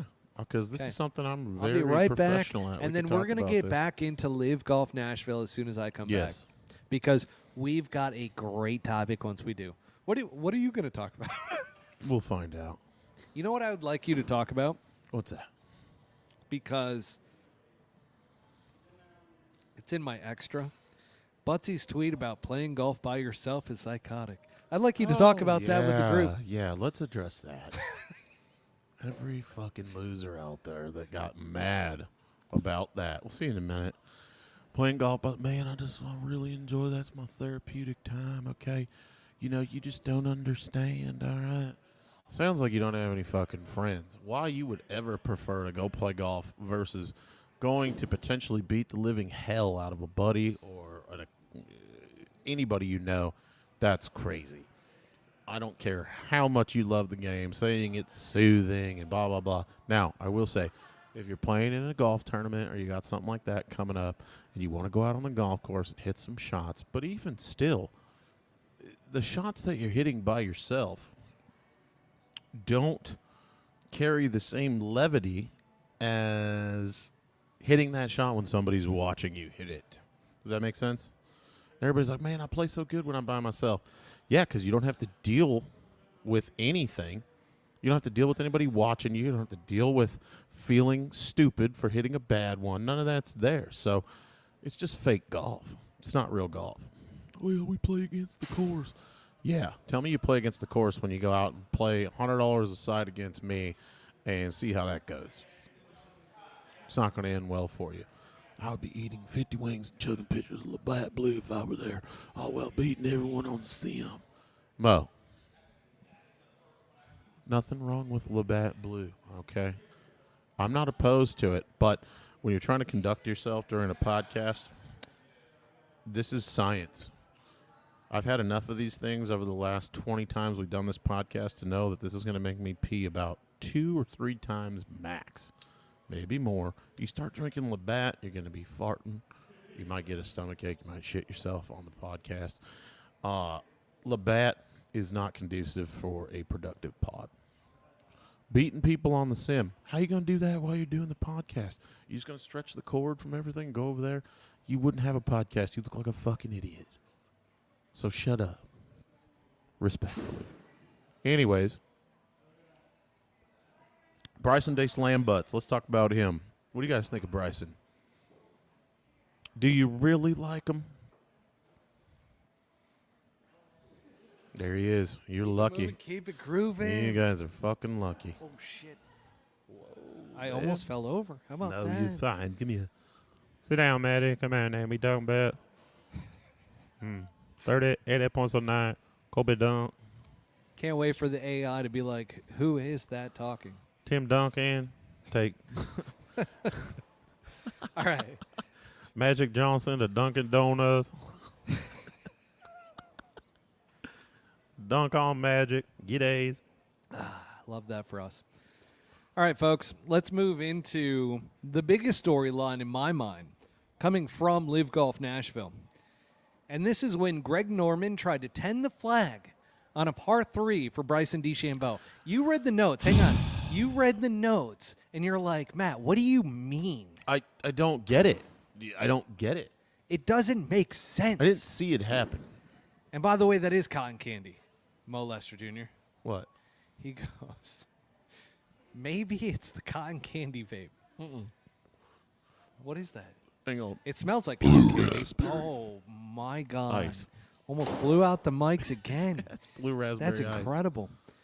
So Greg Norman tried to tend the flag for Bryson DeChambeau on a par 3 Well, he's in contention. while he's in contention. And granted, yeah, I get it. It's the party hole, right? You know what would have been just so fucking good if Greg just gets fucking knocked out standing there. Bryson, which, by the way, all of a sudden, old Bryson started coming in. If you watch it closely and you look at Bryson's, like, how do I put this? His body expressions, right? Like what Where he was he started actually getting kind of bitch mode He was going. getting into bitch mode, kind of rope gate, right? And he's like, "What the fuck is he doing? He's like, what is he? This is ridiculous. And he's like waving him off. And Greg stands there and is waving him on as he's holding the flag stick. Yeah. Okay? Like a fucking jackass. He's like waving him on. He's like, no, hit. And then Bryson's still waving him off. And finally, Greg walks back to the crowd, like slowly. Yeah. And Bryson, like, all of a sudden realizes, oh, the cameras are fucking on me. So he Bryson- starts laughing and, like, doing the thing that he needs to He do. should have just hit 3-wood at him. Holy just sniped one. Greg, what are you doing? Yeah, I might be with you on this. As a Live fan. But you might- know I love, like, I'm a live lover. No, I am too. Whoa, can you say that again? I'm a live 'Cause lover. You have been anti You have been. But that's where everybody thinks I'm anti-live. No, I'm critical. No, but you've never come out and said I am a live lover, and I think that closet door just opened tonight. Okay. Yeah, it's like coming out of the closet when you're a live fan. I'm a live fan. I like live golf. I am too, and I might I've said it agree before. with Mo. Greg, it might be time for Greg to make his Trot escape. golfer. Yeah, Trot says that Greg needs to go away. And Dr. Barry McCockiner says, don't mess with the shark. Well, And anti-live is anti-live. Can you even believe it? I'm shocked. Breaking news. What happens if Breaking news. What happens if you're not one day? Do you change the handle, or do you keep the handle but say positive So things? I've had this conversation with anti-live. He is afraid that if this merger goes through, what is he going to do with his account? What if there's no more You live? just change a name. It's not that hard. Yeah, I agree. What would the name change be? That is what we want to know, anti-live. If this merger goes through, what would the name become? Yeah, what are you going to do? Whew. Besides have a mental breakdown for a couple days. And So- then, I could still do this. I could still fight this keyboard war. Here's my biggest issue with Greg doing this is that he just played into everything the PGA Tour trolls talk about, just like Correct. anti-live, to where it's like, oh, this league isn't serious. It's an exhibition league. He just played into that entire thing. So my question to you, Butsy, is, fuck, Now we got Sean coming. I just saw that. Just I'm so sorry. Like, I have to bring it up. Sean Combs says, and this is before he was ever Diddy, the PGA now needs the Saudis' permission to do anything. And then Trot Golfer said, he would have to stop posting and he'd get his life back. so, life. oh, man. Good stuff tonight. This Gosh damn. this one kills me, though, with Greg Norman, because it's everything that Live Golf has fought for, that it's like, we're a serious golf league. We are, like, these players are so competitive. It doesn't matter that they're getting paid no matter what. There's these big purses. I've been one from the beginning of Live Golf that said, that used to fight with Bobby on here and go, do you think MLB players, even though they're paid a boatload of money, don't care about winning? Yeah, there's the few. No. There's the Manny Machados of the world. I mean, But there are the Derek Jeters that no matter how much you're getting paid, all you want to do is fucking win. And I will tell you from working in Major League Baseball and doing VR for some of the teams, that some of the hardest working guys were the ones getting the most amount of money. I'm gonna say this, and I think the people that garner the most money tend to be the biggest and the best winners. Isn't that the whole reason that they captured that kind of money? Is because they're the best at what they do. It is. They didn't get there because it was handed to them. Well, there's also something that is a real thing, and when you're in a contract year, you tend to play the best. Yeah. I mean, that's real across sports for the most part. I'm not shotgunning a So- fucking beer, Kyle. Shut up. Let's bring that up. Have Butsy show us how to shotgun a Brewy Lou. No, I got talked into some I- bullshit hang the on. other day. Can I just say that I've never heard the term Brewy Lou before? Brewy Lewis. It's like an NFL player. I've been calling beers that since I was like 10. I'm so sorry. Brewy Lewis. I didn't know that. Oh, yeah. I feel so bad right now. Yeah, like we're getting. I've probably said it to you. You just didn't understand. You didn't hear it when we're playing. Like, hey, can I get another Brewy Lewis out of the cart? Oh, here's a good question. Dick Trickle says, who is the Derek Jeter of the PGA? And I think actually the better question for you, Dick Trickle, is who is the Derek Jeter of Live Golf? Oh, boy. Because they're the ones that are making the big money, right? They're the ones that don't have to actually work at their game if they don't want to. They've already made a boatload of guaranteed money. I don't think this works with the PGA side of it. Derek I Jeter. think Derek Jeter of Live Golf Well, is going to be. You got to be so dominant, but you also have to be extremely well-liked and good with the fans. Who occupies that? I'm not going to say Brooks. Oh, I'm no, that's who I was going with. I wanted to say that too, but he's not taking interviews. I mean, it's pretty obvious he No, probably but- doesn't give a fuck about anybody. Yeah, but here's the thing, though. he doesn't give a fuck except for competing, which that was Derek Jeter. Derek Jeter was a media guy when he was playing. Derek Jeter was all about just winning. Yeah. So I'm going with I mean, I'm going to say Brooks on that Tiger one. on the PGA Tour. Oh, Tiger for sure was that guy. Tiger's Derek Jeter. So there's a few guys in sports, and I think this is actually a cool topic. It is. That wasn't a part of our notes, but I will say that if you talk about the most competitive players in sports across different leagues, we've got, and by the way, feel free to chime in on this. Oh, I will. We've got Michael Jordan, probably the most competitive player we've ever seen across all of sports, which is why I love him to no end. That's why we wear his sneakers. Anthony Edwards. You have some great Jordans on, by the way. These are the spikes. I saw you post multiple Jordans for the podcast. We had a thing. We went out and And spent some cash. I'm on going to tell you them. right now, your God competitiveness is starting to, all of a sudden I'm like, oh, Well, might I have to figured step it up. the worst case is we both end up with a cool collection. You know. Wait till you come into the new studio. Okay. We've got some stuff going on there right now. We're gonna have to get into the custom era pretty soon, where we Yeah. like buy this, but we put golf bottom. My brother just did that. Not cheap. No. You're about $600 for a Yeah. pair of kicks. Yeah. You can get up to $1,000 with those Oh, yeah. customs. Mhm. Yeah. For real swaps. So Michael Jordan, basketball. Okay. Derek Jeter, baseball. Okay. Then if we go to, let's say, football, Why do we say Derek Jeter though? Like, what about A-Rod? Like, what about other guys? A-Rod. Yeah. You think Derek Are you, Jeter was are you high? You can't Statistically. go A-Rod. statistically? No.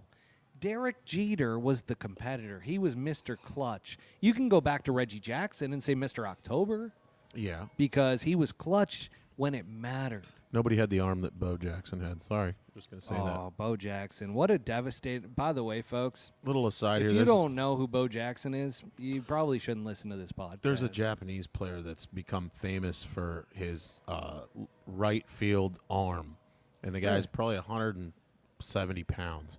Bo Jackson was a fucking avatar standing out there.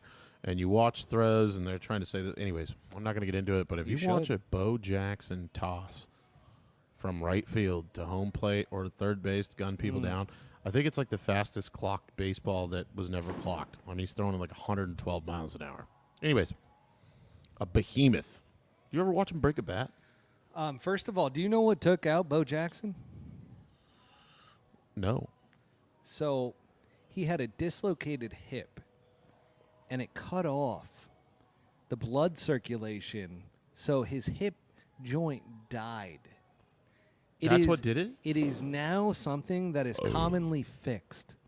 That killed his career. Could have been maybe the best ever. He was. Yeah. He was the best athlete we have ever seen in the Dude, history of sports. Just size, speed, Unbelievable. all combined. Yeah. Okay, so The Pete Rose. we have some good stuff going on here. Trot Golfer says A-Rod was slapping the ball out of the first baseman's mitt, little bitch. So I'm a diehard Yankees fan, if you can't tell with the Derek Jeter No, reference. I but- realize I struck a nerve there. Well, no, I but didn't. A-Rod was a Yankee. Here's the thing, though, and I don't care that A-Rod did steroids, okay? He was part of the whole thing. Like Jeter might have too. You know, Jeter never. Look at Jeter. you Jeter. never know. His head didn't grow, and he doesn't have muscles like Yeah, everybody but he else. could have just been taking a little Winstrol No, just no. for recovery. Listen, HGH is what you would take in that moment. So there's that. Now, we've got Anti-Live remembers the Chuck Knobloch days at second base for the Yankees when he couldn't throw the ball to first base. He was such a good hitter, though, that they kept him in. They just kept working with him Oh, and yeah. working with him and working with him. Dave and fucking it was so mental. Oh, Dave Winfield. And by the way, who's the most competitive owner ever in sports? George Steinbrenner. Agree. You have to go on and watch on Peacock. They did a documentary What's it on the called? 90s Yankees. Tell the people what it's called. I don't know what it's called. So it's on Peacock. It's on Peacock. If you look up Yankees on Peacock, it's Yeah. about the Yankees during that time. And by the way, Dick Trickle throws in Dave Winfield was better, drafted in 3 sports. So there was an entire thing about Dave Winfield and how George Steinbrenner hated him because he didn't perform to his contract level, and how he duped George Steinbrenner in his contract. And George Steinbrenner never forgave him for that. I'm gonna watch this tonight. Oh, it's so good. I got and, Peacock. And Steinbrenner hired this sketchy drug guy Was it that dude that worked for dig Donald up Trump? to dig up dirt on Dave Winfield, his own player, so that he could trash him in the media. Unbelievable stuff. Trot Golfer, real So- quick, just to answer your question. These are by Electric. These are called the Crasher. And the code is Butsy20. You can go ahead and grab a pair of those. We I got saw that you had asked. And Car Park guys says the Pete Rose of PGA. who's the Pete Rose of the PGA? Tommy's wife making the best buffalo dip. Oh, he's, again, just Inside. Just stop playing into it. He's going to have to say something relevant. I'm sooner or not later. lying. No. I kind of dig it. Kyle. I'm not opposed to it at all. I'm kind of loving it. Other people have no idea what you're talking about. Can but I I'm just stop you for a second, Yeah. though, and say that the baseball aside there, in. Yeah. America's sport, us hopping in there for a second, I like that. Yeah. I like that. That was good. Yeah. Anyways, Who else would you say? So if we got to football, you got Tom Brady, right? terrible if I don't know anything about football. Well, you got Tom Brady, man in the arena. Yeah. I mean, if you ever want to watch something that is going to motivate you from a sports standpoint, The Last Dance. I got my wife into The Last Dance. She's not a sports person. Loves the last. I didn't know half the shit that was going on. She now loves Michael Jordan. Of course. Loves How could Michael you not Jordan. after that? Yep. Oh, and by the way, shoe sales went up something crazy when they dropped that. It was like 44%. Jordan sales went up. So very much along the same lines. You watch Tom Brady, man in the arena Mm-hmm. on ESPN Plus. Phenomenal. Absolutely phenomenal. You realize how big of a competitor. And by the way, that's the people that I fucking appreciate. So that Needle is- movers. That is to me like a Brooks Koepka. Bryson, man, I'm going to tell you right now, with this entire thing around Live Golf Nashville, and I'm not done with Greg Norman by any means. We're going to get back to it. But this was a huge missed opportunity by Bryson not to win this week. I mean, look, that's a tall order, though. Yeah, but You still got to go out and beat everybody. Like, you're not playing against slouches. You know, what did he? How far back was he from winning? he lost by quite a bit. Terrell Hatton won by 6 over second place, and Bryson name finished third. Terrell Hatton's like 5'2". So He that looks like Keebler needs to give Terrell Hatton a sponsorship stat. He needs to live in a fucking tree for a couple days and shoot some content, baking cookies. Can you even imagine how good that would be if he just came have him running out? screaming, Hey, "Fuck, here we go. We've got fuck, Yeah, exactly. fuck! I burnt the cookies." Oh, just run into the door of the tree just to deliver. My God, Jesus, that'd be great. good stuff. Absolutely great. Good stuff. Terrell Hatton. So, yeah, Bryson missed an opportunity, and here's the thing. The reason why this was a tall order, like you said, and why it's such a big missed opportunity is now we go on a hiatus again. We don't have Live Golf until the middle of July. Yeah, so you fall out of the limelight Yeah. and the news cycle, which is now down to like 30 seconds for most people. 3 days. Okay. I think I said 5 days when I was fucked up last week, but it's 3 days. 3-day news cycle. Yeah, it's a 3-day news cycle, and you have to stay relevant. What is Bryson going to do right now? Maybe Go record some content on YouTube? I mean, yeah, he could take his shirt off and go hit some balls into a net and scream about the ball speed. That might help. I've seen those. I've seen Oh, those. yeah. Those are real. Those are real videos. Get with his long drive buddies. I mean, you're going to capture a certain audience. There's other guys that are like, At some point, we're going to do a segment on this show damn, about the I'm long hard. drive What did I guys just watch? because those guys are they're a different breed. Bro, I have done so many segments on the long drive guys. I know, but we're yeah. I'm telling you right now because we used to have them come into the golf simulator every like PGA show. We were always worried about the screen ripping back in the day. Oh, from them hitting it through. Oh, and they just would hit it so hard. Well, and We're the like, personalities and Oh, the they're- obvious fact that these guys are on copious amounts of testosterone and everything else. They remind me of golf's version. If golf had WWF guys, like that's who the long drive tour is. Yep. Dude sleeping for 2 weeks. How many people touch that trophy in a week? I mean, he might be sleeping from catching some sort of a disease from the trophy at this point. You're right. A lot of people touched it. A lot of people have been talking about this. Even like Anti-Live, I believe, said something about this. But the haters of Live Golf are like, Bryson doesn't give a shit about Live Golf. He doesn't want to talk about it. Watch him do his interviews after the U.S. Open. He's not even going to mention Live Golf. That's false. Yeah. Do you think he cares, though? Did you see what the interview that he said about how his game was gone and he didn't feel like you said, he wasn't winning on Live, and his teammates on Live were the ones that brought him back. Now, again, is that a PR guy? Because obviously somebody's doing something right with Bryson, and for that to be the follow-up to kind of cover all bases, hey, Liv's happy. PGA Tour hates me, but everybody that follows PGA is pretty much back on my side. We're winning right now.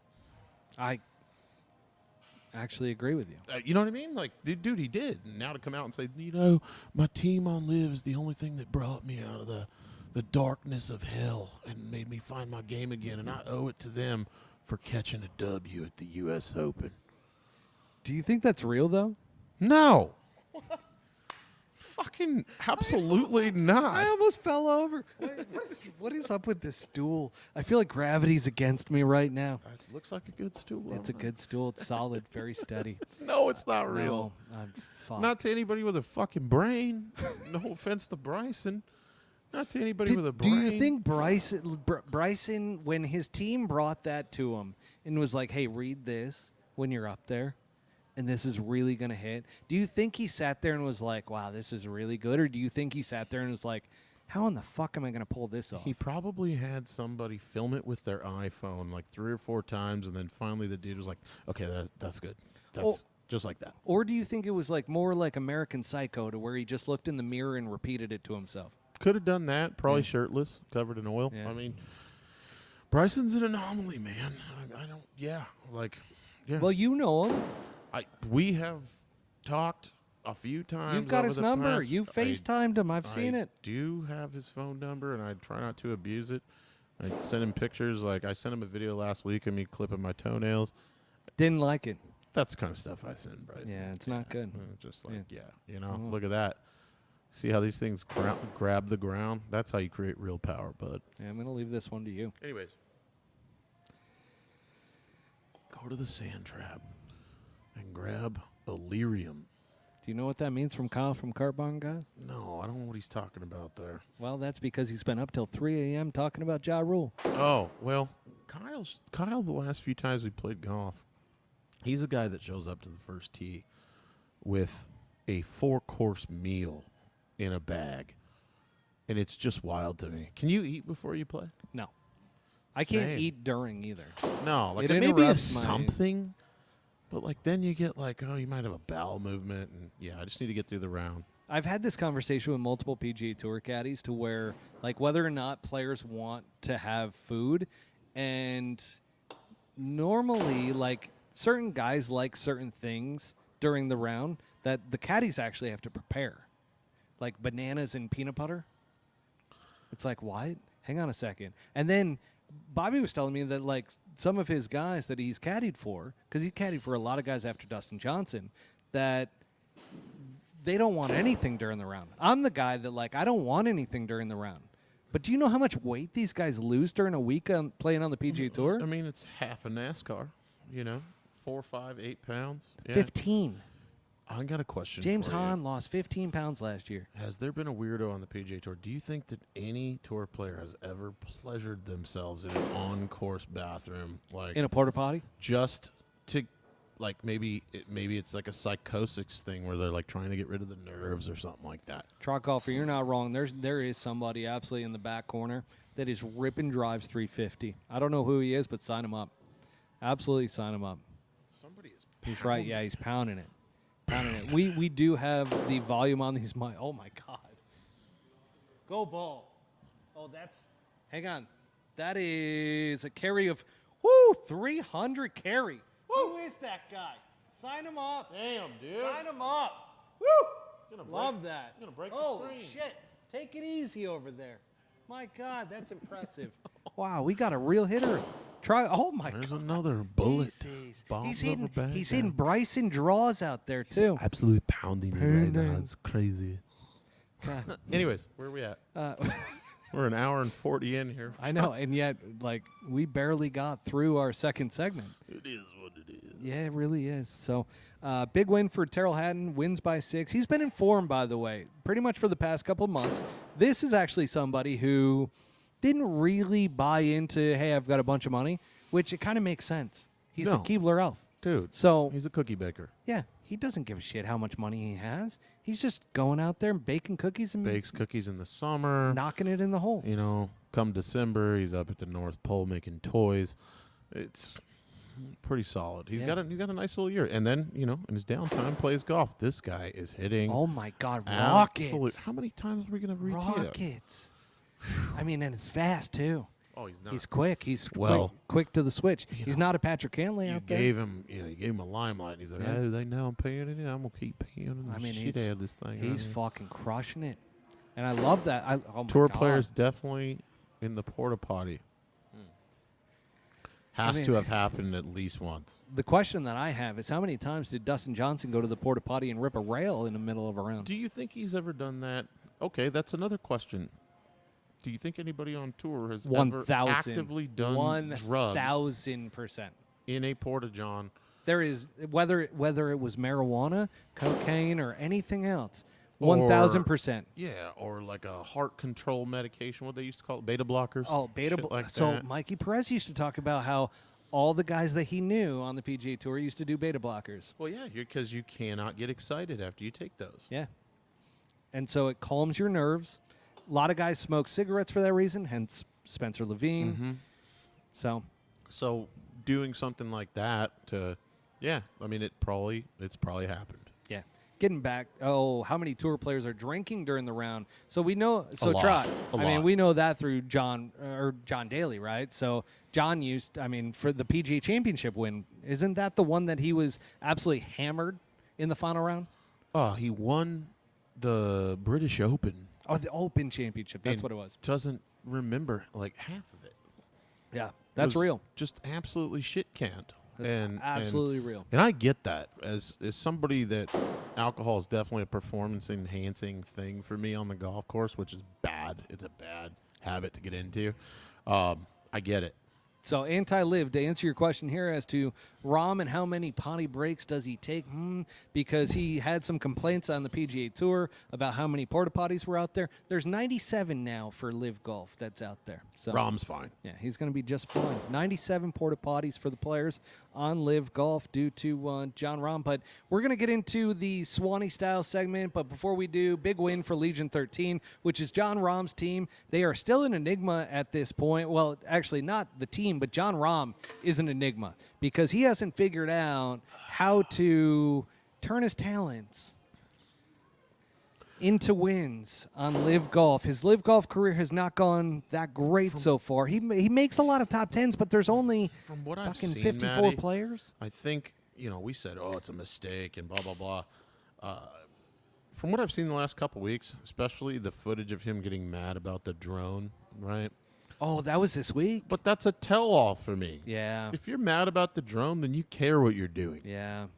You care what's Well, happening. Or you're just getting annoyed. Or you're just annoyed and that's an outlet. But to me, it seems like this guy definitely takes the Live Tour seriously. But Legion 13 wins their third event in their inaugural season, which is fantastic for them. And that leads us right into the Swanee style segment to where I got a great question for you here. Around. Oh, no. Did we just knock out the audio I yet did again? The pew-pews. We did. All right. We knocked it. Hang on, folks. Oh, we Here- babe. Here, we're back. We're back. We're back. So sorry about that. So we got a safety on this bitch. Okay. Swanee style segment. Do you believe John Rahm should work with getting a shoe deal for golf spikes designed specifically for people with a cleft foot? Well, that's a little Have you ever question. seen a cleft foot? I think he has had multiple shoe deals at this point. Yeah, but not for a cleft foot. Well, not openly. Well, that's what I'm saying. But he has definitely had custom spikes for that little fucking Garthak that he's got down there.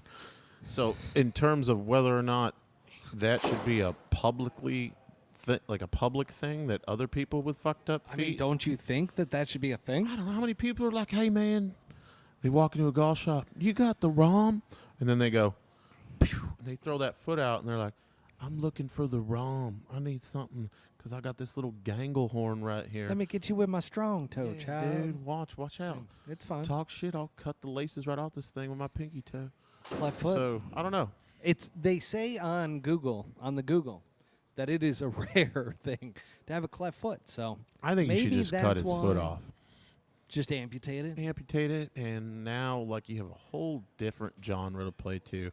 You could get one of those carbon fiber foots, and you don't even have to deal with this thing getting infected anymore. Jesus, this guy's hitting bombs. Just absolutely I mean, slaughtering the golf ball. Hitting some major draws. Boy, Wow. we get weird when we have a couple cocktails on here, don't we? I absolutely love it.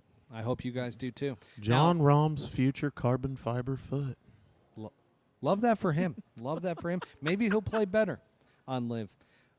Second Swanee style segment question is: what's the most important article of golf clothing that you wear during a golf round? Second most important No, article of the clothing. first, the most important. Your shirt. I agree. I thought you were going to go with underwear since you're a big, No, the first thing people see, the statement is the shirt. Everything else is an accessory. What about for performance? The shirt. Shirt. I'm shirt, dude. Like, if it's not comfortable, it doesn't move with me, and I feel like it's sticking to me all day, I'm going to be miserable. Do you think players are making a mistake with some of the tighter fitting shirts? You look at Tiger when he was in his era, very loose. You look at Scotty Scheffler, he's got a pretty loose shirt. It depends. If you grew up this that guy's way, hitting I know, missiles. he's scaring me at this point. I don't know. It depends on how you're built. I mean, if you're a fat dude and you feel forced to wear a form-fitting shirt because you think that looks cool, you're going to have a bad day every day. You're not going to be comfortable out there. For a guy that's built like a horse jockey, like most of these dudes, tight-fitting shirt's probably just fine. I feel like a missile's going off behind me. This guy might be one of the long drive guys. He's carrying it. Oh, that one was shanked. Yeah. That goes back to the Chuck Knobloch comment there. All right, so folks, Trot Golfer says shirt is irrelevant. So Trot, I want to hear what's your most important piece of clothing?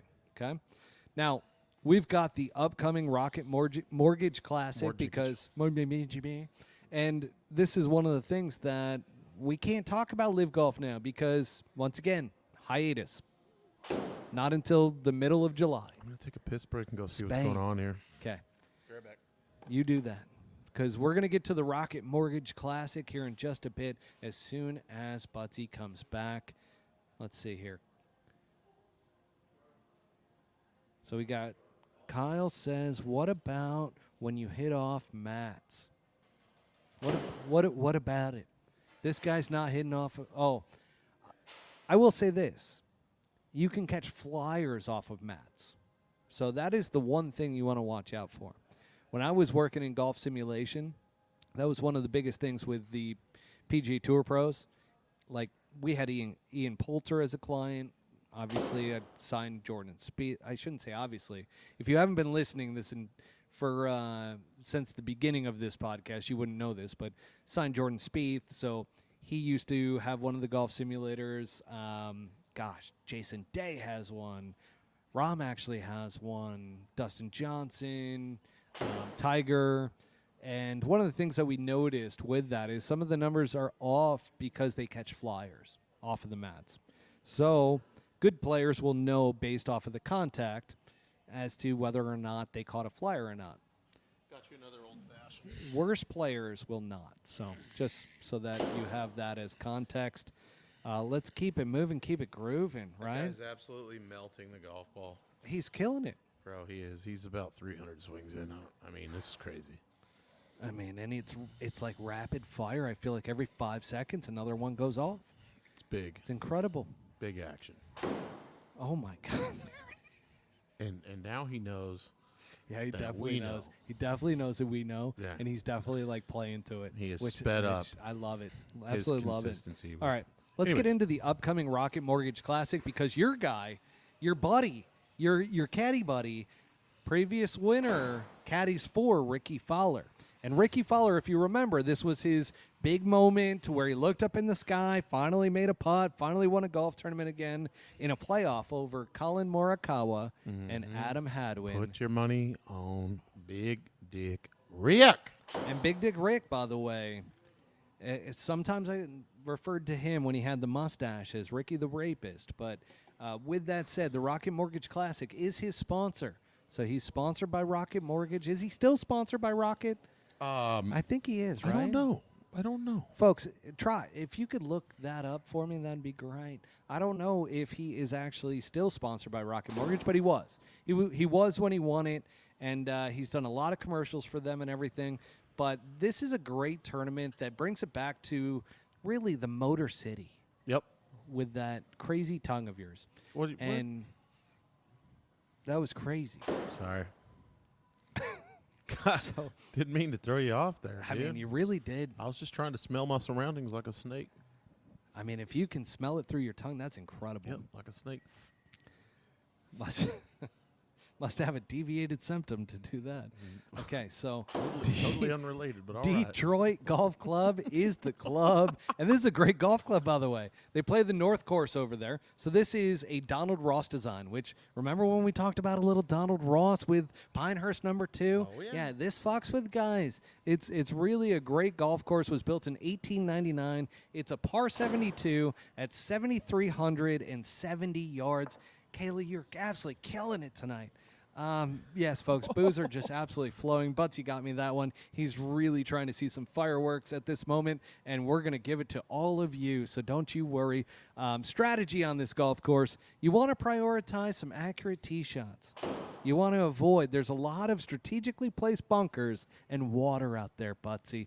And then you got some approach shots that you really got to aim for the center of the greens because guess what? Donald Ross really fucks with you if you miss the center of the If you green. miss, you're going to have a bad time. Real bad time. And then the greens, diabolical. Not as bad as Pete Dye. So, big difference. Pete Dye, you can't read greens for Pete Dye, okay? Donald Ross, he actually, allows you to read them, but they're challenging. They don't have the green breaks. books anymore, right? They got rid of that, years ago. A couple years ago. Remember those? Oh, absolutely. I was privy to see one at the Houston Open. Oh, my and, God. I mean, you could basically, wherever you hit it, you knew exactly how it broke. All right, slightly left. It basically told you exactly what it was doing. It took away a lot of the talent. Hey, let's wonder. No. Absolutely not. Rocket Mortgage confirmed to the news that the mortgage giant and Fowler have renewed their longtime sponsorship. Oh, my God, let's put that up there. Trot Golfer gave us a paragraph here. Trot Golfer, you're doing some work for us. I Copy appreciate and it. pasted some great news. He might right have, there. but I fucking appreciate it. No, it's so, good. Yeah, don't hate it. Not hating. Rocket Mortgage, I mean, you just fucking read it. I don't know why I'm still reading it. Go ahead. You got it. Rocket Mortgage confirmed the news that the mortgage giant and Fowler have renewed their longtime sponsorship agreement after it was paused recently for a few months in May 16, 2024. Probably because he was playing like shit, but he is trending the right way.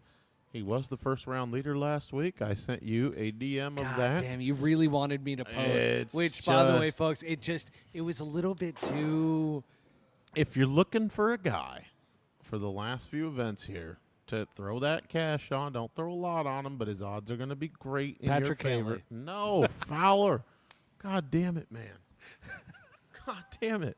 Patrick Cantley. Not Cantley. Go His Cantley. odds aren't that great. No, but he will play slow and he will do good things Jake for Knapp's everybody. a great wild Are card. we? Jesus. We did it again. How? I don't know how long that our mics were lower. Don't do that. Jesus. What are we doing here? We've got a show going on. What oh if my I God. got oh you- my God, I went too far. What Went if too I got far. you with that old shit? What's the capital of Thailand? And I went, Bangkok. That'd be bad. You fell down into the fucking into the trolley right here. They said, Uh-oh. I don't know how that would have ended. Oh, you could be fine, man. I'll talk with quiet voices. It's okay. don't know how to respond to that. Oh, you'll be fine. I'll be fine. Okay. Be fine. Ricky Fowler. Where the fuck are we right now? You're the best player, motherfucker. Am I in a different planet? No, you're Okay. fine. Field analysis. Field analysis. Okay. So after two signature series events and the U.S. Open over the past 3 weeks, I'm trying to just fucking read off the screen right now. Course. This is unbelievable. A lot of big names are taking a break this week. Okay. Who's taking a break? Fucking Patrick Cantlay, Patrick. Wyndham Clark, Wyndham. Scotty Scheffler, Scotty. not Akshay Bhatia, Not the praying mantis. not Ricky Fowler. No. No, we got some Akshay's notables. a good pick. We got some notables. Okay, so we got Tommy Kim. I'm almost positive, by the way, that this is when. Thorb Jornson. No, this is when 2 years ago. Fucking hell, that guy's hitting bombs. 2 years ago, Tom Kim at the Rocket Mortgage Classic. Do you know this story why we call him Little Dicky Tom Kim? Okay. So this all started. I didn't start the Little Dicky Tom Kim. This was actually Bobby Brown who started Little Dicky Tom Kim. So they're in the locker room in the Detroit Golf Club. So it's little pee-pee. Tom Kim has an open shower area Yeah. to where he can shower with the boys. Mm. He goes to the attendant, and Bobby just happened to be like changing clothes in there. And sure enough, Tom goes up to the attendant and goes, "Hey, do you have any private showers?" Because he got that chopstick. So from then on, Bobby was a big proponent that he really felt like Tom Kim had something to hide. Oh, yeah. So we started Got calling that. him Little Dicky Tom Kim, which doesn't take away, by the way, my feelings towards Tom Kim. I'm- No. he absolutely just, love you the know, guy. Peeing on his balls. That's all right. Maybe he's got huge balls. Peeing on him. Clutchness happens. Okay. So with that said, we got Tom Kim, Cam Young, Akshay Bhatia, Minwoo Lee. And by the way, we did have a comment early on, and I just want to bring this back up here because I said we were going to talk about it, and I don't want you to think that we forgot. Holy shit, we got a lot of comments tonight. Lot of comments tonight. Here we go.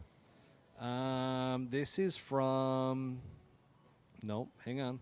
Durango 155 on YouTube says, "Does Minwoo Lee win the Rocket Mortgage this week?" And you like that? No, I'm going to let you answer this. No. No, me No, neither. I don't think he does.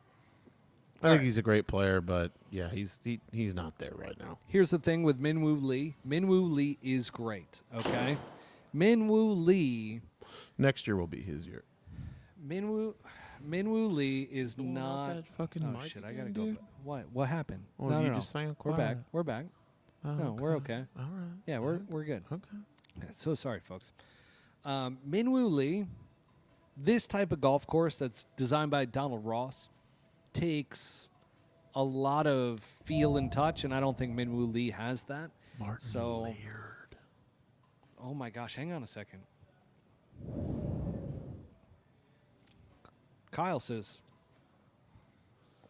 Thorb Jornson. thank you. He also says Two Glove Rye, Who the fuck is that? Aaron Rye. I actually don't mind that one. That one's pretty good. And then Martin Laird by Trot Golfer. Money is Akshay, though. Okay. Well, I'm going to tell you guys what. Tom Kim's going to win this week. Ooh. And You think he's gonna come off of? I'm not even all going. that? I'm not even going into the picks because Tom Kim, if I'm not mistaken, either played really well here 2 years ago. Okay. I actually didn't look up the results for last year, outside of obviously Ricky Fowler, Colin Morikawa, and Adam Hadwin. But this is a golf course that you don't have to be super long, and you've got the clutchness of Tom Kim. I do wonder, did Tom Kim win this golf tournament in 2022? Look it up. Let's look it up real quick. I do not know. Let's go to this real Let's see quick. how fast your typing skills are. Let's see this. Rocket Mortgage, past results. There we go. Oh, Tony Finau. I was already going to say it's going to go Fowler. Oh, but look who finished Knapp. seventh. Look who finished seventh. Tom Kim. Dude, I just And saw my then dark horse. Let's go 2022, 2023. I just saw my dark horse. And did Tom Kim even play in this one? No, I don't think he was I don't alive think then. he played this one. I'm going J.J. Spawn. Yeah, he didn't play in last year's Rocket Mortgage, but he is playing this year. So my money is on Tom Kim. Who's your money on? Fowler, Finau, Jesus, you're going back to Fowler J.J. again. Spawn, Knapp. Those are my top 4. I don't mind some of those. I'm going Tom Kim, J.J.'s going to resurge. Cam Young, Akshay Bhatia. Those are my top 20s. J.J. will be in the top 5. Wow. So Tom Kim missed the cut last year, is what Kyle's saying from Cart Barn Guys. TK. Which that could be the case. But I do think this is a golf course, by the way, that if you don't play it right, year in and year out, it is not given that the same guys are going to perform well year in and year out at this golf course. And that's because it is a Donald Ross design. And if you know anything about Donald Ross golf courses, which I do in the Northeast, they are diabolical sometimes. And you really got to position yourself in the right places. And if you're not playing really well, you're probably not going to play well there. All right. We're moving on. And we're into the part of the show to where we just start talking shit. I thought we've been doing that the whole time. Fuck yeah. But this is where we really start talking shit. Okay? Who are we talking shit about? Jay Monahan. Is Jay still alive? Jay's still there. Jay might be... Does Jay keep his job after this year? Does Greg and Jay just have a love child somewhere on a boat off the coast of St. John? You know what the crazy thing is? Jay and Greg might be the exact opposite. Which is why I think They have a they have a child. will both be gone. But what would you excommunicado Okay. Jay for? So if I can And who would replace him? if I can help out the audience here to know how players feel about Jay Monahan, You It have had- made this so well known. it had always been that Jay Monahan was loved by players because he was a cool guy, great guy. Like Yeah, he's a cool guy. you like the Hey, guy. Fucking Jay, I love No, Jay. but he's a relationship guy. Yeah, he's a nice guy. Okay. He just doesn't tell me everything. Well, that's the part that these players didn't realize. So Jay's full of shit. Jay, Damn. I used to like Jay. Jay. Jay doesn't have my best interest at heart. Maybe Jay's a little full of shit.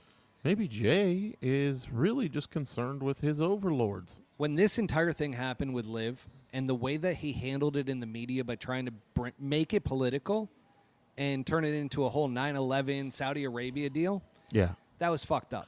Yeah, when he said, these are the same people that you're giving your money to. This is blood money. So Jay, this is here's so the thing. fucking bad. It's Shut very up. obvious for people on the inside that you know what Jay Monahan just did in the media is absolute bullshit.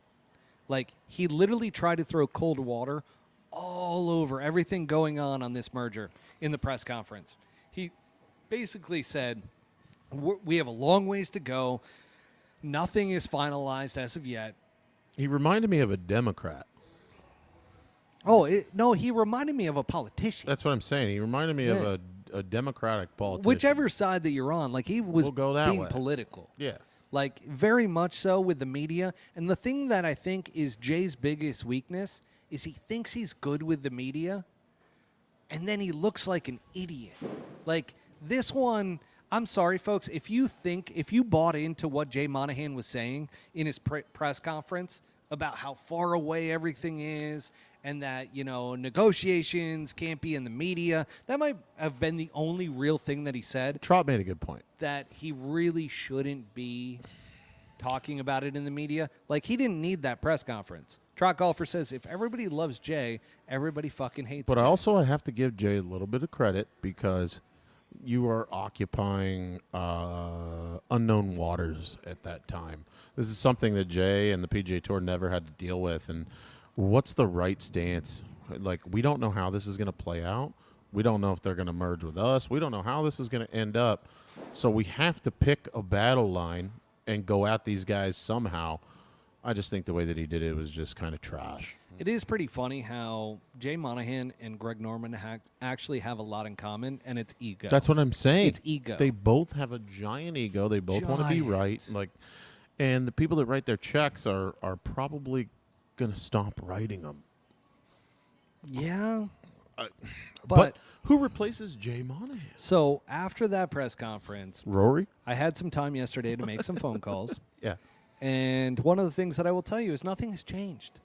Literally, he's buying time so that the media doesn't run with anything other than, oh, we're still at a distance. That's what he's trying to control. He's trying to control the media. And granted, the PGA Tour has the media in their pocket. Like the big media. Like, we know this. But So, let's say the PIF merger goes through. it's going to. Okay, like it does, right? Does a guy like Jay, because he's the figurehead, does he come out and say, we are pleased to announce Oh, yeah. a partnership? Yeah, he's going to be the guy. And how do you say that after everything that you've said? He already handled that with the framework agreement, right? I guess. I mean, he shit himself at in that. some point, you're going to have to go back on what you said, no matter how you word it, and say that we are now working with them. That's why the players, when they got to the RBC Canadian Open last year, and they had the players-only meeting with Jay Monahan, and Grayson Murray, rest in peace, stood up in that meeting and basically called him a fucking liar. Or a hypocrite. I think hypocrite was actually the word that was used. What's he supposed to say, though? That's the thing. What would have been a better way to go about it? Well, you can't save face at that point. No. You already played your hand, which is why I said this is a PR disaster. Why doesn't the PGA Tour have an outside PR agency like a Bryson DeChambeau, like some of these other players? Like, I'm not going to just say you're not going to base your tour off of this new tour, and we're going to keep doing things the way we've done it, and that's it. Just keep that as the mantra. You don't have to talk shit because you don't know what it's going to end up being, and now it looks like it's going to end up being something that goes against everything that you ever said. Well, you know what Jay's trying to protect is if this all of a sudden doesn't get approved by Congress, because the PGA Tour has a lot of contacts in politics. If this doesn't actually get approved by them, he needs to save face, and that's what he's doing in the media right now. Man. For the real golf fans out there that are following all this, it's an exciting time. Dude, it really is. It is. Well, We're in a place of unknown at the moment. Are we going to, let's fast forward 3 years into the future, Maddie. 3 years. 3 years. Long Let's just step forward 3 years. Love 3 years. What is the landscape? What do we got? Babies. What do we got? Babies. No, we got little babies from the PGA Tour. PIF right. merger. That's what I'm saying. Yeah. So, are the old guys still in? Who's still playing? Do we have? What? Can you read that? Oh, that's great. Jake can make any death look like a suicide. He might be a CIA agent. A We little don't know. Epstein We action. don't know. Yeah, could be conspiracy theory. We're down to the nitty gritty here. We got At some point, we got 50 people on Twitter right now, and we got 6 remaining on YouTube. But at some point, we're going to cross this threshold, and golf is going to be what it's going to be going forward, at least to some degree. When that happens, what does it look like? Well, we kind of know though. There's going to be. We've talked about this a billion times. You're going to have. We're going to continue talking about You're it going because to have, and this is our prophecy based on your knowledge. this is where I can't wait to when all of the dust is settled, Butsy. Yeah. And all of a sudden people were like, holy shit, those guys knew what the fuck was going on. But we'll never get credit for that. No. Just like the guys that will go, that post aged well. Yeah. And then as soon as you have a post that really aged well, they don't chime in and go, holy shit, you guys were spot on. I mean, some guys might come in there and you might get like a little hand clap emoji. Listen, I don't need to be jam jobbed by anybody. No, it's just I'm like excited about it, to be honest with you. I'm excited to see what comes to fruition from all this. When was your last conversation with Pat Perez? It's been a couple weeks, and I will not elaborate on the conversation. No, it wasn't bad. It was just Pat was having a very good time out in Torrey Pines, staying Torrey at Pines. Yeah. What the fuck was he doing in Torrey Pines? Well, so what I came to figure out, he's How are staying. you gonna lead this? He's staying at a house that's close to an airport to jump offshore. That's the only thing I can think of. And I follow a lot of other people that This hang is the out. best question I've had all night. I follow a lot of other people that hang out with Pat, and they were also there. They were also at the same At house. Torrey Pines. At this house. At Del Mar or Torrey Pines? This house at Torrey Pines. Wow. And I'm not Is it sure. is it a cottage? No, it's an absolutely elaborate estate. So is it Del Mar or Torrey Pines? Torrey. Wow, Torrey Pines. Yeah. Oh, I didn't know they had those. Somewhere close to there. Del Mar's very close to Torrey Pines. I live Maybe right it's there. Del Mar. I don't fucking know. I mean, Del Mar has the mansions, Yeah. and Del Mar Country Club is a And tight little track. I said, hey, when are you coming back to Scottsdale? Love to hang out. Not for a while. wow, Okay. he does you like that, huh? Well, He Again. feeds into the narrative. yeah. I don't think Pat's saying anything. I think he's in a world, yeah. He's hanging on, Yeah. and he's trying not to get relegated. Or caught up in any of it. Just, hey, here's the deal. I just Will we see Pat in a PGA Tour event? no. Will we see Pat on the Pull Hook Golf Podcast? No. I already asked. It's a fucking resounding 100% no. I don't know if there was something transcribed between when Mikey was on or something. I don't know. No. Yeah. I'm telling you right now. No. It wasn't when Mikey was on. It was probably Bobby Brown, because him and Bobby have this garage match. Okay. So it's probably between them, which is fun. That's the guy that stole money from him, right? Yeah. Supposedly. got the FBI involved. So, what else you Oh. want to talk about? We're fucking flowing now. Oh, man. We got the real diehards. I'm out of beer. Dude, I mean, by the way, look at this. Got the real diehards just dying right here with us. very good. The Twitter followers. Here I mean, we are go. you guys having a great fucking Tuesday? What's going on out there? Anybody playing a little golf this week? You know? I don't know. I'm headed out to Florida. Yeah, actually, why don't you talk about that? That's for the a only second? reason that I had some beers tonight. I'm like, fuck, this is gonna Well, be you're the- getting ready for this is gonna be an the rest of influencer event. Yeah. I mean, it's not an influencer. It event, but it is. kind of is. Really is. Let's be honest We're about playing it. at Ritz Member Club out in Sarasota, Thursday through Sunday. I've played in it in the last 4 years. It's cool. Partner changes on Saturday twice, but you all play for a Ryder Cup style team. There's money at the end. It's super cool. Oh, Nick Nowitzki. So we're gonna be meeting up with Nick in Firing the up coming Aguila. weeks. Aguila's Yeah. a great golf course. Wow. Underrated. It's not a great golf course. Dude, Aguila's sick. What are No. you talking Used about? to play it in college all the time. Not a great golf course, but it is I underrated. disagree. I'll give you that. Aguila's good, dude. What don't you like about Aguila? Dylan throws in only the real ones. That's right, baby. Let's go. Very good. What else you want to talk about? I'm empty, bro. I can't believe, because when we first started this, and I'm gonna call you out on it We've real talked quick. about it a lot. No, I tonight. know, but I'm gonna call you out on it right now. That you said Pat hit you up and goes, I want to come onto the podcast, Yeah. and he has totally changed his mind. Yes. Yeah. So, And I don't think it's personal. I think he can't do it. I think it's an effort of like, hey, Because- I'm not gonna get involved in anything that I say being leveraged either way with anything that's going on right So now. I don't know if you know this, but I had another couple live golfers that were supposed to come on the podcast. And said, nope, not now. No, well, they have said that they're not allowed to at the moment.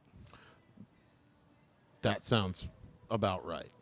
Yeah. So they thought they could, and I haven't thrown this up because I don't want to feed into the narrative Sure. that they're controlled and everything. But To a degree, I imagine they are. I did read the contract. Yeah. The captains have the ability to make the call. So because they're part owners, it states that ownership is allowed to dictate what media they do. Okay. Well, that makes sense. So I'm working on some other angles with that, but just so that everybody knows, like, that's a real thing. I think there's just a lot of fear from a lot of people to say too much in this weird spot that we're in right now and expose too much. Dylan wants to know why all the airtime Scotty Scheffler's kid is getting. Nothing against that comment, but I'm going to say I think that live players are more informed about their future than PGA Tour players. And there's a reason that they don't want to do interviews and shit like that. Like, I think they have a lot better idea of what's coming than tour guys that might I think there's a lot more transparency. That's what I'm saying. Like, Yeah. they know a little bit more about the status of things than, tour guys that wake up in the morning and hear about it on Twitter. I feel like I've heard enough from agents that are on both sides of the spectrum that the live guys actually know what's going on. PGA Tour guys don't. Correct. That's what I'm saying. And so there's rumors and everything that are spreading. But Anti-Live says that the captain needs approval by PIF and Live 2. So I know you're saying that, but I feel like we're going to have an interview at the end of this season. Okay. Butsy doesn't know it yet, but it's one of the captains of a team. Okay. And I feel like I've gotten enough confirmation that they're able to make that call. They're saying that's going to happen? Not have to go to PIF or Live Okay. in order to do it. Well- Now, granted, they could have pushed it to the end of the year because it's like, okay, You may not have we're to go. going to be in a merger already and blah, blah, blah. You may not have to go to anybody if you truly don't intend to get caught up in drinks and hanging out with us and share anything that you shouldn't. You might be able to dance around the question, but I know you and I know me. If we got somebody on here, we're gonna flat out grill the fuck out of them about what's going on and how do you feel about it, and they're gonna want to tell you, and they're not gonna be able to. Yeah, I'm gonna sip off your old fashioned. go for it. Have yourself a sip. No herbs. This side hasn't been touched. It's very nice. I ran out of beers, that's why. Here, have another sip. Give me another sip. Go ahead. Yeah, you got a long drive.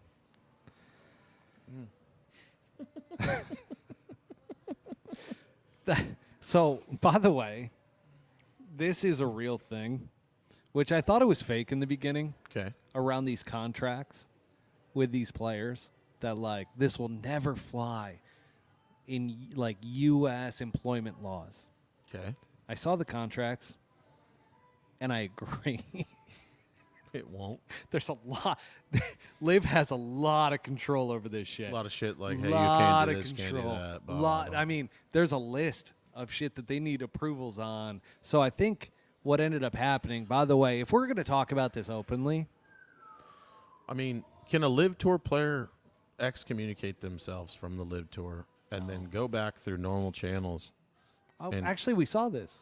Can you leave it all and then come back and qualify through normal channels and play on tour? You know the rest. Thanks, man. That's very nice of you. Hey, I'm a team player. God, they make a good old You fashioned. What? got some left. Yeah, no, I'm not done. You with gotta it. finish Fuck, that. I thought you were gonna make a Here, statement. no, you got to put it on a coaster. Oh, okay. You know, we can't be fucking barbarians. Interesting. Yeah. What do you guys want to know?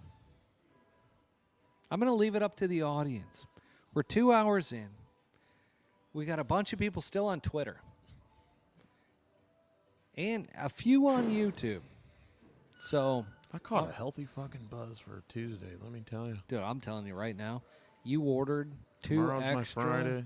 2 extra old fashions for me. Yeah. It's a lot of sugar. Oh yeah. You're back to being red again. Welcome to the show. Look at that. Yeah, but I'm locked in now.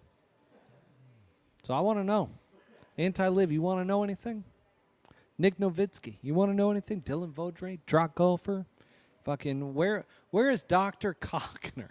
Personal questions are fine too. He gave up. He gave up. He Yeah. was doing so much. Created with a lot of accounts. a lot of tonight. accounts. He had his moment, and then God knows what he's doing right now. We'll give it. There we'll is a give it delay. a 30-second. I will say, because I actually tuned into one of these when we were doing a live. So I had multiple screens There you pulled go. up, There you go. and I did notice that there's quite the delay. So there's like about a minute delay. But before, okay. Okay. Does Does Bryson Bryson or or you got this? Does Go. Bryson or Brooks re-sign with Liv if it falls apart? What do you mean? So they're both done at the end of this year. What do you mean they re-sign if it falls apart? So if the deal falls apart with the PGA Tour,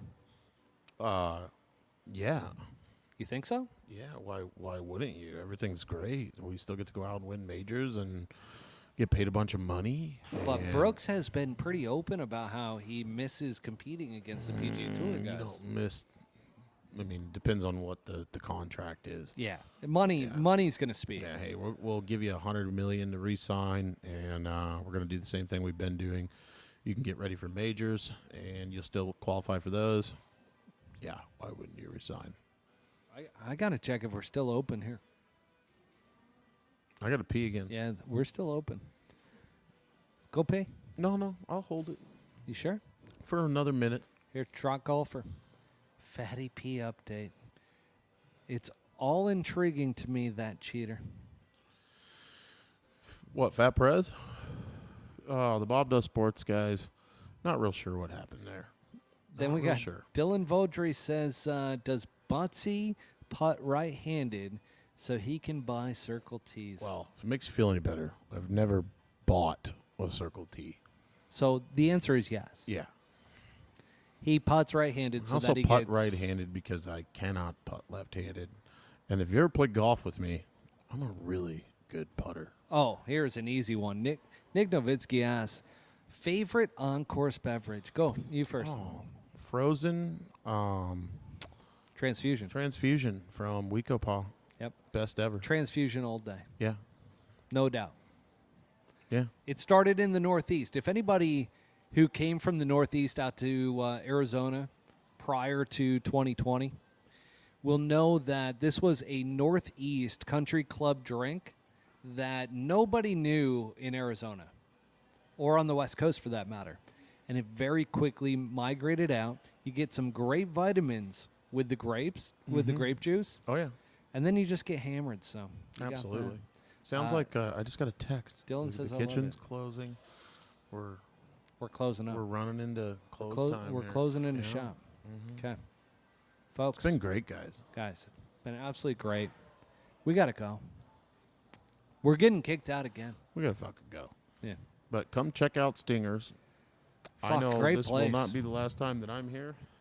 Actually, I might come here tomorrow. I was gonna go. This hit, place is awesome. Well, I was gonna go hit balls tomorrow. And I Why thought not about- come here and get your that's- numbers? That's what I'm saying. Get your numbers, hit balls where it's air conditioned, work on the game. Fuck going outside. I'm gonna hit off mats anyways. There's nowhere with grass right now. The kitchen closed 2 hours ago. Yeah. I actually saw the chef when I was going to the bathroom. Good stuff. Awesome. Folks, you guys have been great. It's been good. I mean, fuck. I kind of want you to get home and edit this, and I want to we had some funny Dude, stuff. I tonight. know. Every day after the show, I get the text that's like, "Hey, you got clips?" And I'm like, "Dude, I'm fucking hungover as shit. Yeah.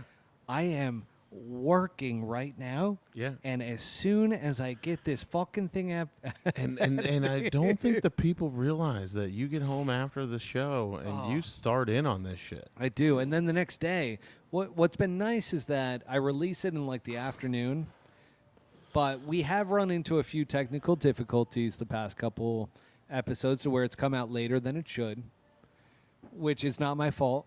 Literally, our streaming service and some of these other things have come into play. Yeah. But that being said, I edited a bit to make sure that we have a great quality episode for our podcast listeners.